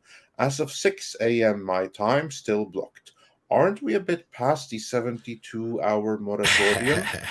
Here's like the thing, that they decided that they needed to fortify some more, and 72 hours just weren't enough. But here's the beauty, though. They can take however long they want, because Andre, they need 2 weeks. 2 weeks to slow the curve. That's it. Yes, exactly. 2 weeks to slow the curve. There you go. or to slow the Rossicist fans in this case. Because by that time, 2 weeks in, no one cares anymore. So, yeah. The curve will definitely be stopped, including the curve of viewers. Then we got Tennille, who says, observable reality called, they said, this is user-istophobe. Trash never works. My cat only sniffed a candle once before realizing it was a bad idea. Yeah. Poor kitty. Well, and what I love is see them tripping over themselves now, because, you even had like Whoopi going out and saying, what's wrong with you in this Game of Thrones and Rings of Power? You have no problem with this. It's like, yeah, but nobody's having a problem with Game of Thrones. Yeah, they're acknowledging that there was a change, but they don't have an issue with it because it wasn't handled piss poorly. No, because they have a really, really skilled showrunner working on that. If only Amazon had someone like that. If only... Oh, wait, they did have him, and they fired him. Yeah, good going, Amazon. Yeah. And I mean, I know there's some people who still have issues with it, and that's fine. I understand. But in this case, I think it's ironic, because you also have the other side of it, too, is the only 2 characters that are getting any praise is the Black Elf and the Dwarf Queen. So go figure on that, too. So, yeah, it seems like those are the only 2 characters the writers seem to concentrate on, probably. Dear Ron says, happy Friday, everybody. Hail Midnight's Edge. Well, thank you for that, dear Ron. We got Gabriel Kuroga, who says, characters are unlikable, not heroic or endearing. When Nori ate that snail and guts oozed out of her mouth, I was done. I don't like these characters. That's a problem. Yeah. They made Galadriel very unlikable from the 25 minutes I watched. I can't imagine sitting through another couple episodes of that shit. Yeah, Galadriel is unlikable, and Nori is just disgusting and repulsive. Yes, Galadriel is not the warmest person, is she? And I'm sorry, but the dirtiness, it's so dangerous and unhealthy for them. Dirty, filthy hobbitses. That's exactly what they are. Dirty, filthy hobbitses. You keep your taters. Yeah, and also I will just say, don't everyone get any idea of eating a raw snail like they did. Ugh. If you do, you may die, quite literally, because those things, they have parasites, or some of them do, and there are people that have eaten those things for fun and gambles and stuff like that, and they end up dead when the parasite moves into your brain. There's nothing it's funny. You mentioned that, you know how this whole big like bug eating movement was going on, Andre, and I'm not going to get down that road right now. The hilarious part is you brought up the parasites. Yeah, they're finally realizing, oh yeah, these bugs have parasites too, by the way. They do. Dumbasses, there's a reason why we don't eat bugs. Yeah, well, everyone keep that in mind for next time your betters want you to eat bugs. Yes, and There's a Gabriel, reason. it was a disgusting scene, and you were right to be disgusted by it. It was not an appealing, intriguing, interesting, imaginative scene whatsoever. Yes. And don't even try to start with, oh, it's shrimp or bugs too. Bullshit. Yeah, and also shrimp, water you snacks. shrimp you have to boil before you eat. Like, you don't eat them raw Yeah, either. even if you eat them cold, you still have to cook them first, right? That's the whole thing. That's right. exactly the ones that are And cold. chill afterwards. They've been pre-cooked. Mhm. Exactly. You But- eat them raw, and you also play with your life. Exactly.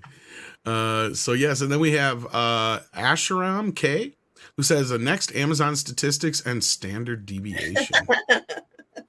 Yeah, Pretty much. You can do some pretty good analysis there. Use some standard deviation and find out that this thing here, that it just doesn't jive. Absolutely. Not at all. And Jesus Davila sends in a thumbs up. Please hit that thumbs up. We would appreciate that. With that, I think we're gonna do a couple more here, and then we're gonna get into some more topics before we pick up some more super chats. Shadow Dancer, the Red Mage, says, "Is it too late to vote in Zafox Beeblebrox as the new king?" No, I would say it's not too late. The answer is 42. That's all that matters. That's right. But with that, let's. What was the next topic of discussion, Andre? I don't even remember. Well, before we get into it, we have a couple of big super chats. We should. I saw one we that just should come do in. first. Yeah. We have Matthias Fredriksson, who says for 50 Swedish krona, Rings of Power made me realize that, just like with DC, Warner Brothers Brass mishandled Tolkien with lots of lawsuits. There's a reason why the estate jumped ship to Amazon. Actually, that wasn't Warner that mishandled that. That was the Saul Sands company. That's where all the lawsuits came into the picture. Warner, they were kind of there for them, and they maybe didn't make any matters any better. But the real culprit behind the lawsuits was the Saul Sands. I don't even know if Warner ever worked with the Tolkien estate directly, as far as outside of just consultation. Because you're right, like all their deals were with Saul Zann's company. Exactly. But the big super chat I wanted to grab is Big Daddy MRI, who says for $50. Thank you so much. That's going to go going a long way, and it really helps us out in a time when the algorithm is really screwing us over, killing any video from being recommended after a certain number of hours. So thanks for that. And Big Daddy MRI says writing an outstanding script is dependent on education, life experience, and a clear understanding of people in differing situations. It takes time and experience. I read J. Michael Straczynski's book. Should be mandatory reading for screenwriters. Yes, exactly. And you are so right. In order to be a screenwriter, you have to live life. You have to know a little bit about what you're writing about. And it's so clear from She-Hulk and also from the ranks of power. There's no life experience there other than Hollywood dating and fighting to make it in Hollywood, which in the case of the ranks of power showrunners just means being politicians to get into J.J. Abrams' good graces. That kind of experience does not a good writer make. Well, and I think this is a common problem amongst a lot of these. I would probably have to say younger writers, probably, because this is more of a generational thing, it feels like to me. And yeah, I think a big part of it is, you're right, Andre, it's an experience. It is a huge thing. And a lot of these kids grew up in not only the participation generation or participation ribbon generation, but through a lot of this woke shit. And they're the target demographic for all this stuff. And they're bringing it out in droves in their writing and in everything else, but they don't have any real life experience to draw from. And, you know, that reminds me of just, you know, the whole Walter Mosley situation when he was, you know, in the writer's room at Star Trek Discovery, when he was talking about his own personal experience but that made them uncomfortable because he used a few words that they didn't like, even though he was just saying what the other person had said to him, right? And then he got a phone call from HR, and and I imagine that's what a lot of these older writers are dealing with in Hollywood right now, beyond just some of the other stuff that Script Doctor had addressed earlier this week, wasn't it? It was either earlier this week or on one of the last week's shows, but definitely would recommend checking out that bit. I don't know if Andre had clipped it out yet, but that would probably be a good one to clip out in the future. Yeah, I'll have to look for that and clip that. But yeah, he was talking about some of the major issues that a lot of veteran and older established writers are dealing with in Hollywood right now, and some of the other issues on all sides of it. So there's a very nuanced discussion about it. But since we're actually a little closer to being caught up than I thought, so why don't we just get these super chats now? Shadow Dancer the Red Mage says, "Is it too?" Oh, we got this one already. Tennille says, "Andre, Snoo Snoo is Futurama reference." Okay. Yeah. I've never seen Futurama. Like I really know of. Yeah, never. Oh, it's all right. I saw like the first couple of episodes. Didn't get into them. It took a little bit to find its footing, but once it did, it was pretty decent. Camelbot Killer says, missed your insight and presence. Thank you. Well, thank you, Camelbot. Thank you. Whoops. And then we've got Eduardo Guerrera, who just sends in 50 Mexican dollars. Nothing to say here, but just sends in some support. Thank you, Eduardo. We appreciate the support. Muchas gracias. Yes, and then Shadow Dancer the Red Mage says, "In Hollywood, there's always some time for experimentation. Yeah, beyond college." And then Eduardo Guerrero, I think maybe this is what they were trying to do. Eduardo was trying to send in this. Cobra Kai is set to wipe the floor with Marvel and Rings of Power shows. Yes, we're going to talk about that in just a moment. From there, yeah. You've seen Cobra Kai, haven't you? Most of it. This is the first time I wasn't able to watch it all in one setting because I knew if I wasn't here this morning, you'd shoot me. But no, I've got 4 episodes left. But here's why. I spent the same amount of time watching it as I normally would, but they're a little bit longer episodes this season. So the 5 hours I spent watching it, I only got up to about episode 6. So I've still got 4 episodes left to go through yet. And it's great. I'm loving it so far. I don't want to say too much. I don't want to spoil anything. There's some really great surprises. Some of the cameos we knew, some surprise cameos we didn't expect. The drama is really playing out nicely. There's some hokey moments here and there, but I'm hoping and thinking that a lot of people may have had some of the issues with character development and regressions, let's say, in the last season, and some things they may have felt was a little padding and whatnot. I think they address a lot of that here, and we get a lot of Daniel gets a lot more time to shine in this season so far, from what I've seen too. It gets a little bit more into his struggle with this whole thing, and they just keep finding ways to surprise me, guys.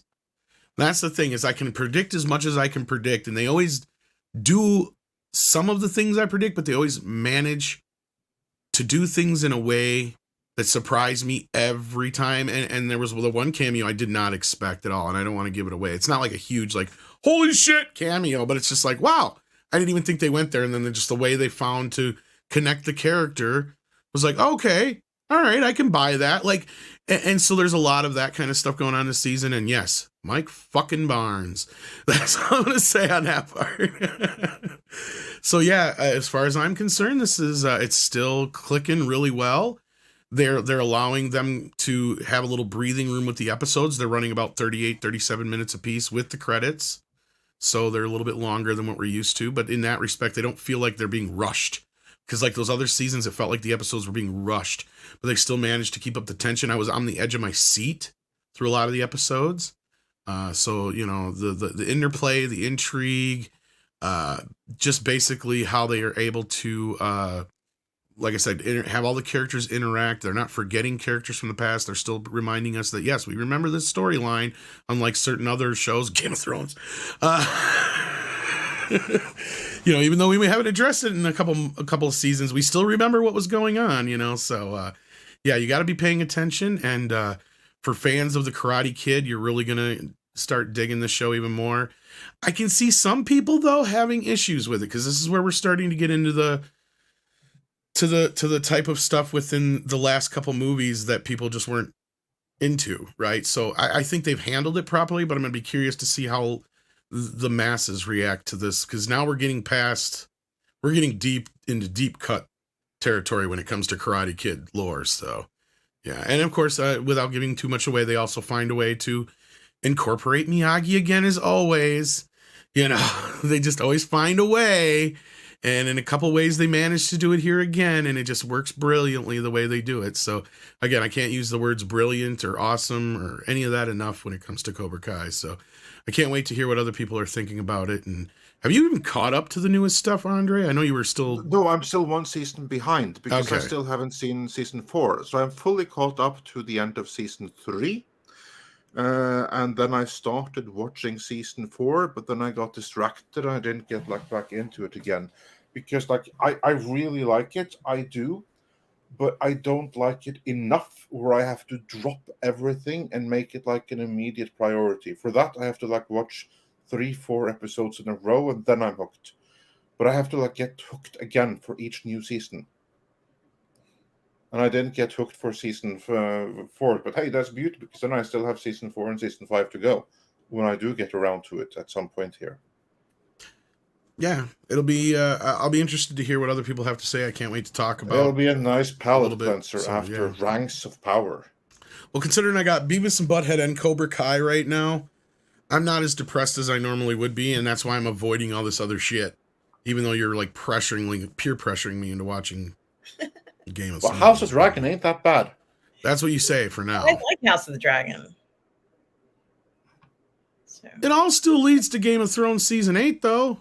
Yeah, but you haven't seen seasons 1 to 7. No, I haven't, and I don't even know.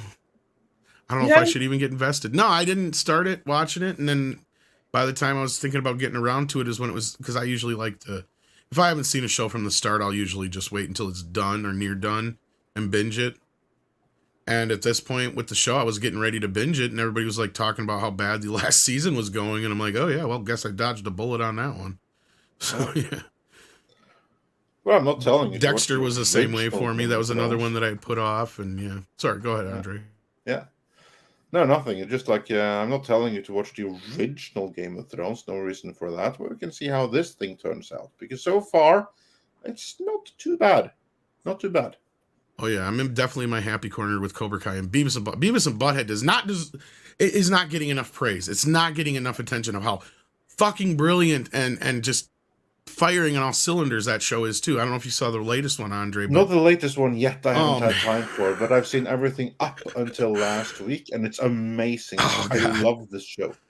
Yeah, we get not to give away again, no spoilers, but let's just say we get another episode of or another segment, let's say, of old Beavis and Butthead. Right, the one of the better universe in which they never travel to the future. Yes, and let's just say, not going to spoil it.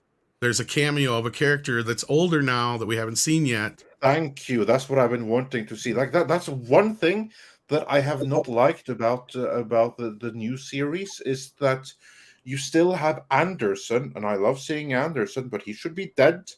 Mr. Van Driesen should be a whole hell of a lot older than he is. Although he does look older. They did make him look older. 50 years older. Yeah, they gave him the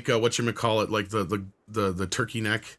Yeah. And some other things. So maybe, the thing is Anderson, what war did he say he fought in Korea? So if he would have been, let's just give him the benefit of the doubt, 18, and that happened in mid-50s?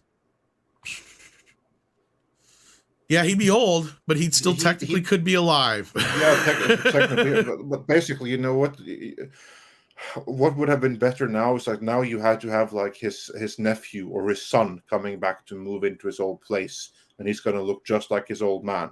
That's what you would do with that. And then, of course, you have to catch it was early up with 50s. I couldn't remember. And everything. I couldn't remember. I thought, I was thinking, okay, did it start in 54 or was it done by 54? That's what I was trying to remember. Thank you, Alex. Well, basically, he would be in his 90s by now. So, yeah. So, I mean, that's the thing. And they do kind of treat him like he's much more senile and dumb, down the road age-wise. But, I mean, yeah, as far as look-wise, he doesn't look any different. But, yeah. Yeah. This is the sad part, Keely. It's almost true. This is a fun part about them making fun of videos and stuff all the time, and not music videos, but YouTube videos. So I don't like their selection of YouTube videos. Not or often, music but videos, but yeah. sometimes they're the funnier bits. Like I said, like the Beavis and Butthead ASMR is still probably the most funniest thing I've seen in years. I have to say, like the bits where them commenting on stuff like that's where Judge really fires on all cylinders now. Yeah, I mean the episodes themselves, they feel like episodes you could have dropped right back when in the old show for the most part. So that part they haven't really changed much, but you're right. Like in the video segments is where they really kind of take jabs at some woke culture and some other shit.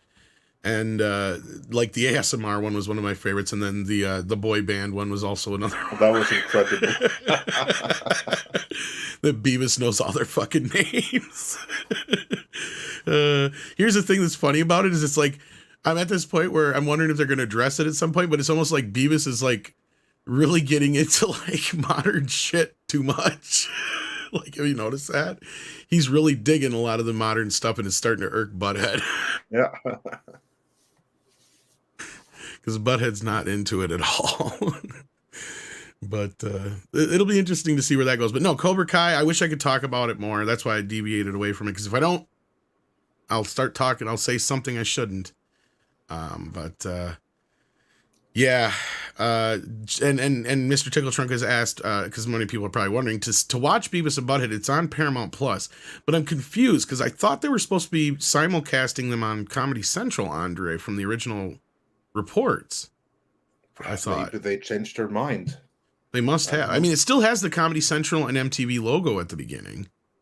So maybe they're going to do it after the season's done. Because isn't that what they did with that Star Trek cartoon for Nickelodeon?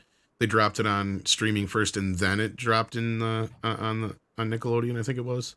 I'm not sure. So maybe that's how they'll do it. I don't know, but yeah, when the original report came out, they were supposed to show it on Comedy Central, and I remember that because they made a point that it wasn't coming back to MTV; it was going to Comedy Central instead. Probably because they don't really watch much for videos anymore. Like, I think they've watched, 4 music videos in the entire show so far, or something like that? Yeah, well, in their defense, music videos are barely made anymore. Yeah. So There's been some funny ones. So there's that. I mean, the only ones making music videos, you have like some boy bands. Then you have like Rammstein, who are putting full feature film budgets into them. Mm-hmm. Yeah, I'm disappointed they haven't reacted to that yet, but yeah, maybe there's time. They should react to Dicke Titten. For those that haven't seen that video, go check out Rammstein's most recent video, Dicke Titten. And just imagine Beavis and Butthead reacting to that. That would be hilarious. And I've noticed this too. Because that was the thing I remember, and in interviews before, Mike Judge was talking about. It was tough to even if it was something he didn't necessarily like, he was always true to the characters, right? If he's something he knew Beavis and Butthead would like, they couldn't make fun of it. So most of those times it was just them headbanging. So those became few and far between because he couldn't do them anymore because they're boring. So that's another thing is I don't think they'll touch on any like Rammstein and stuff like that because they probably would think it kicks ass. And so they just sit there for 3 minutes headbanging. Like, you got to keep that in mind too. Well, but anyway, not this video though. I mean, this. Oh, video maybe was, not this video specifically, but that's the thing. I'm sure Mike wouldn't know what to do with it, but we'll see. I'd have to see the video unless it's the one you sent me before. But Arm does have to leave us, regrettably. So yeah, go ahead and plug what you got coming up here, Arm. I don't have much coming up, but other than my Sunday brunch show, which is at 10:30 a.m. Eastern Standard Time on Sundays on my channel, Positive Fandom. So please do check that out. I'm just glad to be back. It's so nice to see you, Andre and Tom, and everybody in the chat. Just love being back here on Midnight's Edge in the morning. And we're so glad to have you back. So everyone, yeah, of course, your channels is in the description. Give Robert Meyer Burnett our regards if you speak with him soon. I will, guys. Take care. Take care. All right, take care. But yeah, hopefully, I don't know. Let us know, guys, in the comments if you guys want to see us review Beavis and Butthead episode by episode. We've been thinking about it, but we're just not sure. Because that's the thing is, anytime we talk about anything we review positively, nobody really pays attention. Yeah, well, to be fair to everyone, the algorithm certainly doesn't push it either. Like, for instance, when we did our live stream gushing about how awesome the Beavis and Butthead movie was.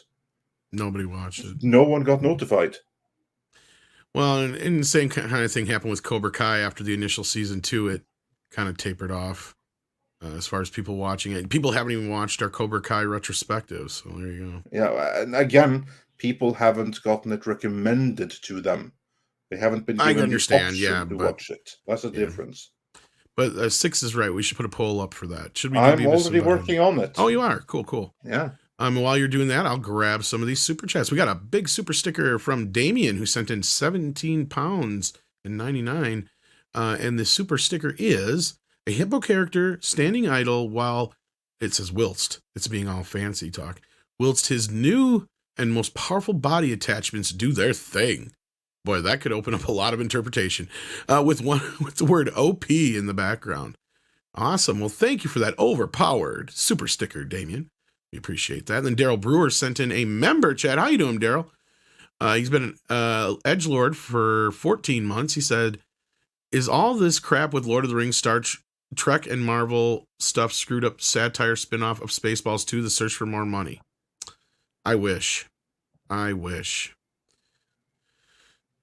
no, sadly, it is not. And then House of Trading. I wish they would be searching for more money, because if they did, we wouldn't be getting this.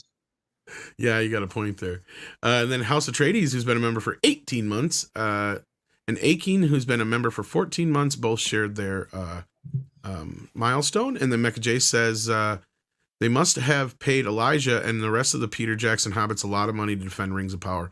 Oh, I'm sure some money changed hands. I'm sure. Oh, absolutely. I wasn't sure at first, but then when Sean Astin came out separately, I'm like, that's all the proof I need, or evidence, or whatever. That some kind of monetization changed hands here. I guarantee it. I mean, that's an influencer job. Exactly. The way it was handled. That's what I'm getting at. Then we've got Canadian Highlander. I like that name. It says, Hail Midnight's Edge. First time super chat. I noticed. And we'll be gentle. Finding it hard to watch Game of Thrones, House of Dragon after Game of Thrones season 7 and 8. So here's somebody who has seen the shows, Andre. I don't blame you. I'm getting into it. I don't blame you. First of all, thanks for the super chat. That's much appreciated. And I don't blame you at all, because and I'm actually surprised at how many are watching this specifically, because it does lead to season 7 and 8. So a part of me is actually hoping that Sasta is going to be bold enough and say, you know what, we're going to cut it at season 5 and we'll redo everything from season 6 onwards. I would love for that to happen, but I don't think so. So we'll see how long the House of Dragon is able to maintain its current trajectory. I'm surprised, but there's evidently more goodwill for the brand than I thought. But hey, you know what? If you're hesitant, you just sit on the sidelines and wait and see how it turns out. If they're able to redeem this, if this turns out to be must-see TV or another waste of time. I mean, the jury's still out on that one. Who knows how it's going to play out over the next few years? So if you're in doubt, then jump in anytime you want. But if not, sitting on the sidelines is very fair, because who can get over season 7 and 8? Yeah, as I said before, I had 0 horses in this race, and I had a little birdie who was giving me some info on Game of Thrones, so I just passed it on to like Andre and Gary, because I had no idea what any of it meant. I didn't even know what a Tigerian was, so I don't know fucking clue. You know, so like, and there were some things I heard at that time. And as far as Martin goes, from what I had heard, and that part of the reason he might be hesitating to write the book now for the situation is they basically filmed what he was going to do in the book. It was a short, truncated, whatever version of it, but I think he's afraid to finish it now because he's got to come up with something that's different. But that was the understanding I had, but I don't know much other than that. I also know that HBO was not too happy with him about how it turned out. And they also weren't too happy about all the money that was spent up to this point to get here. But it sounds like they're happy now. So sometimes these things pay off in the end. You go through a lot of trials and tribulations to get to a success. But we'll have to see how that pans out for him. And then Elf says, hey guys, did you see the new Black Adam trailer? Yeah, this one didn't look so bad. Did you see the new one yet, Andre? No, not yet. I have not had time to do that in between all the other writing and stuff. I'm not like jumping But at the gun to see it or anything, but hopefully it's better than we were told in advance, because this is the movie they have done the least amount of work with. In fact, they've done so little with it. They've done some work.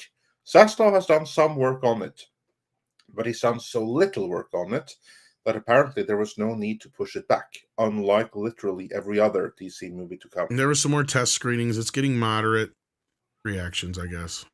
Yeah. So not horrible, not great. But as long as we'll it doesn't poison the well and ruin the brand further, that's really all that's needed. That's what I think that Zaslav's most worried about. And like I said, this trailer sold me a little bit more, but I'm still not sure unless Andre says I have to go see it opening weekend or opening day. So yeah. Oh no, your car blew up. Oh, car rod blew up. Whew. Don't know if I'll make it. Sorry. That's okay, Paul. We missed you though. Don't worry. You deal with the one disaster at a time. So don't worry about it. Take your time. We'll be here next week. Yeah, absolutely. You can always hop in next week sometime too, if worse comes to worse, because we're probably drawing near a close here as it is. So don't fret if you can't make it, sir. Hopefully everything is fine with you though. Yeah. I would hate to take care of yourself, your family, and then your car in that order. Oh, you meant radiator, duh. Yeah, I would hate to cause you any more stress than you already have, so don't worry about us. Camelback Killer says, someone flushed the Hollywood toilet equals modern shows. Shit. Yes, you're not wrong. Jeff C., any thoughts about Clerks 3? Oh, Lord. Fuck Kevin Smith. Rotten Tomatoes gave it a 68% from the professional critics. Yeah. Guess what, Kevin? This is called karma, bitch. You should have remembered. Critics don't like you. They never have. Not since Clerks and Chasing Amy. You've never been their golden boy. The only one who ever really had your back was the fans and Roger Ebert. And guess what? Roger's dead. You turned on the fucking fans, you moron. So guess what? You're fucked. Just had to have that moment to say that. And I'm going to turn on my sexy voice for a minute just to say, fuck you, Kevin Smith. Fuck you of your heirs. That is all. Do you like my new sexy voice? The jury's still out, and I don't know about sexy. It's scary. But yeah, moving on. I'm sorry, Six does not like the sexy voice. Yeah, it's still that a beta was a Jack mode. Nicholson voice. Yeah. It is kind of Jack Nicholson-ish. Yeah, absolutely. Absolutely it is. Yeah. And then as far as the rest goes, which is weird about this is he's still doing like the roadshow release of it. And I thought Lionsgate was behind it. I can't believe they're not doing a standard release for this. It doesn't sound like. So I don't think this movie's going to make any goddamn money. And it has not been getting the best reactions, not just from the critics, but from some of the early screenings I've heard. Some of the fans are kind of meh. Yeah, not surprised. So we'll see here. I don't know if I'm going to see it. If I do, it's not going to be for a while. Not for a while. So yeah. With that though, what was the other thing we were going to cover besides Cobra Kai? HellRaiser. Oh, that's right. There's been some images of HellRaiser coming out. Yeah, there has. I sent you a few. We have made a video about this a few months ago. Actually, it's been more than that, like 6 months, it's half a year ago, something like that. Because they've been trying to, like, the reason that we've gotten like Judgment and Revelations and everything like that is then production company and rights holder Dimension Films, which is a subdivision of the Weinstein Company. They wanted to do a big budget remake, right? And then they rejected every single take that came their way. They went to Clive Barker. He wrote the script for them. They rejected it. They went to every other up-and-coming horror director who all did a pass on it, and they all passed on it because basically The Weinstein Company wanted something HellRaiser-ish, but not too HellRaiser-ish, because they do want it at the box office. And the thing with HellRaiser is that, as our good friend Gary J. Tunnicliffe, also a HellRaiser veteran, likes to point out, HellRaiser is a niche project for the few. But now there's a new HellRaiser movie coming. It's from the director of the best segments of VHS, of The Ritual, and it stars Jamie Clayton. Well, it doesn't star, but it features Jamie Clayton as the new Pinhead, as seen in the picture right here. So we have gotten a couple of pictures. We have gotten, I think, 2 pictures of Jamie Clayton as Pinhead. Yeah. We have seen one other Cenobite, and we have seen some other of the cast members. Yep. And from what we can tell, this seems to me like Hellraiser, a Siberian or a Serbian film, because that's this film. Literally, it takes place in Belgrade. Yeah, but at the same time though, I was kind of surprised by your initial reaction. You're like, I don't hate it. I love it. Yeah, I love it, and I have to say, I'm not this picture right here of the new Pinhead. This is not what I find the most intriguing. It's the picture of the other Cenobite. That's what I find the most intriguing. Yeah, I'm trying to find that. I shared it, but it's been a couple days, so I gotta search because for it. that picture, which is more like a full body picture, that adds more context to the picture that we have right here.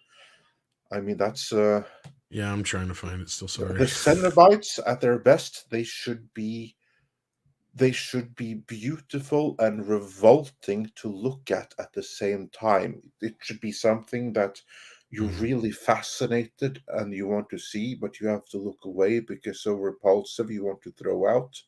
It should be beautiful, macabre. That's what the Cenobites, how Clive Barker envisioned them, should be. And that's something that they actually went a little bit away from in the very first movie.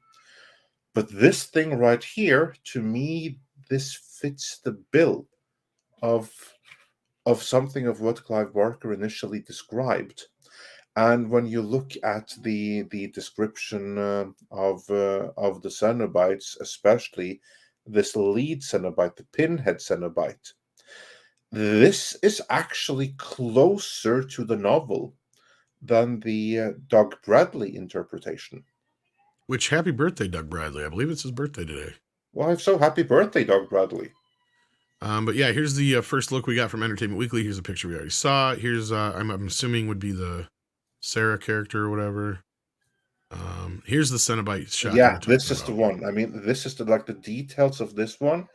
This has me really, really intrigued. And it contextualizes the other picture, because the other picture, it looks like she's wearing like a dress or something. But no, she might be completely butt naked, just as this one, just with some strategic cuts of skin there. Yeah. And then I'm assuming this is the new Frank, and that's the new box there. So yeah, that's our first look at that's probably not the new Frank. Or not Frank, what's his face? Because because we were told initially that this was going to be a new interpretation of the original novel, or novelette as it were, that was going to be more truthful to the original novelette than the original movie. And I called bullshit on that from day one, because having read the original HellRaiser novelette, it's almost identical to the original movie. It's like they're 90% similar. That's what the vibe I'm getting is this story looks, because that's no way that's because like in the original book that would be his girlfriend or whatever, not his daughter. That looks too young to be a. They've completely changed it up. It's a new set of characters. It's a new story. Gotcha. Everything is new. So this is basically a completely new adventure with some similarities to the original novel, but it's a completely different spin on it. So it's in no way more faithful to the original vision of Clive Barker than the original movie was. The one exception where it may be more truth to it is actually in the Cenobites that we see pictures of right here. And that would be because you can do more with makeup and CGI today than you could in 1986 when the original movie was filmed. Because the Cenobites, as you see in the movie, they are not exactly how they were described. It's a different direction, but that was the direction they had to go because that was one they could film. Now, augmented with CGI, you can film something closer to the original image.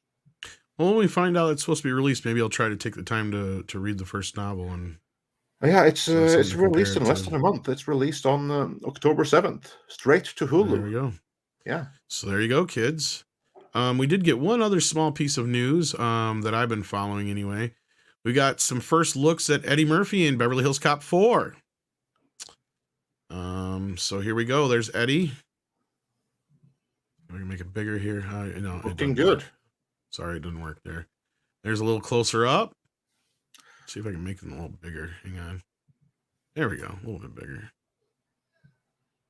And then we've got HellRaiser, it looks like. So we got him coming back too. And then for some reason they got a picture of his crotch. But yeah, I've been kind of worried about this because the movie's about how Axel's a deadbeat dad and he's got a daughter. Sort of, kind of. That's at least one aspect of the film. But here was something that got me really intrigued, and I posted this yesterday.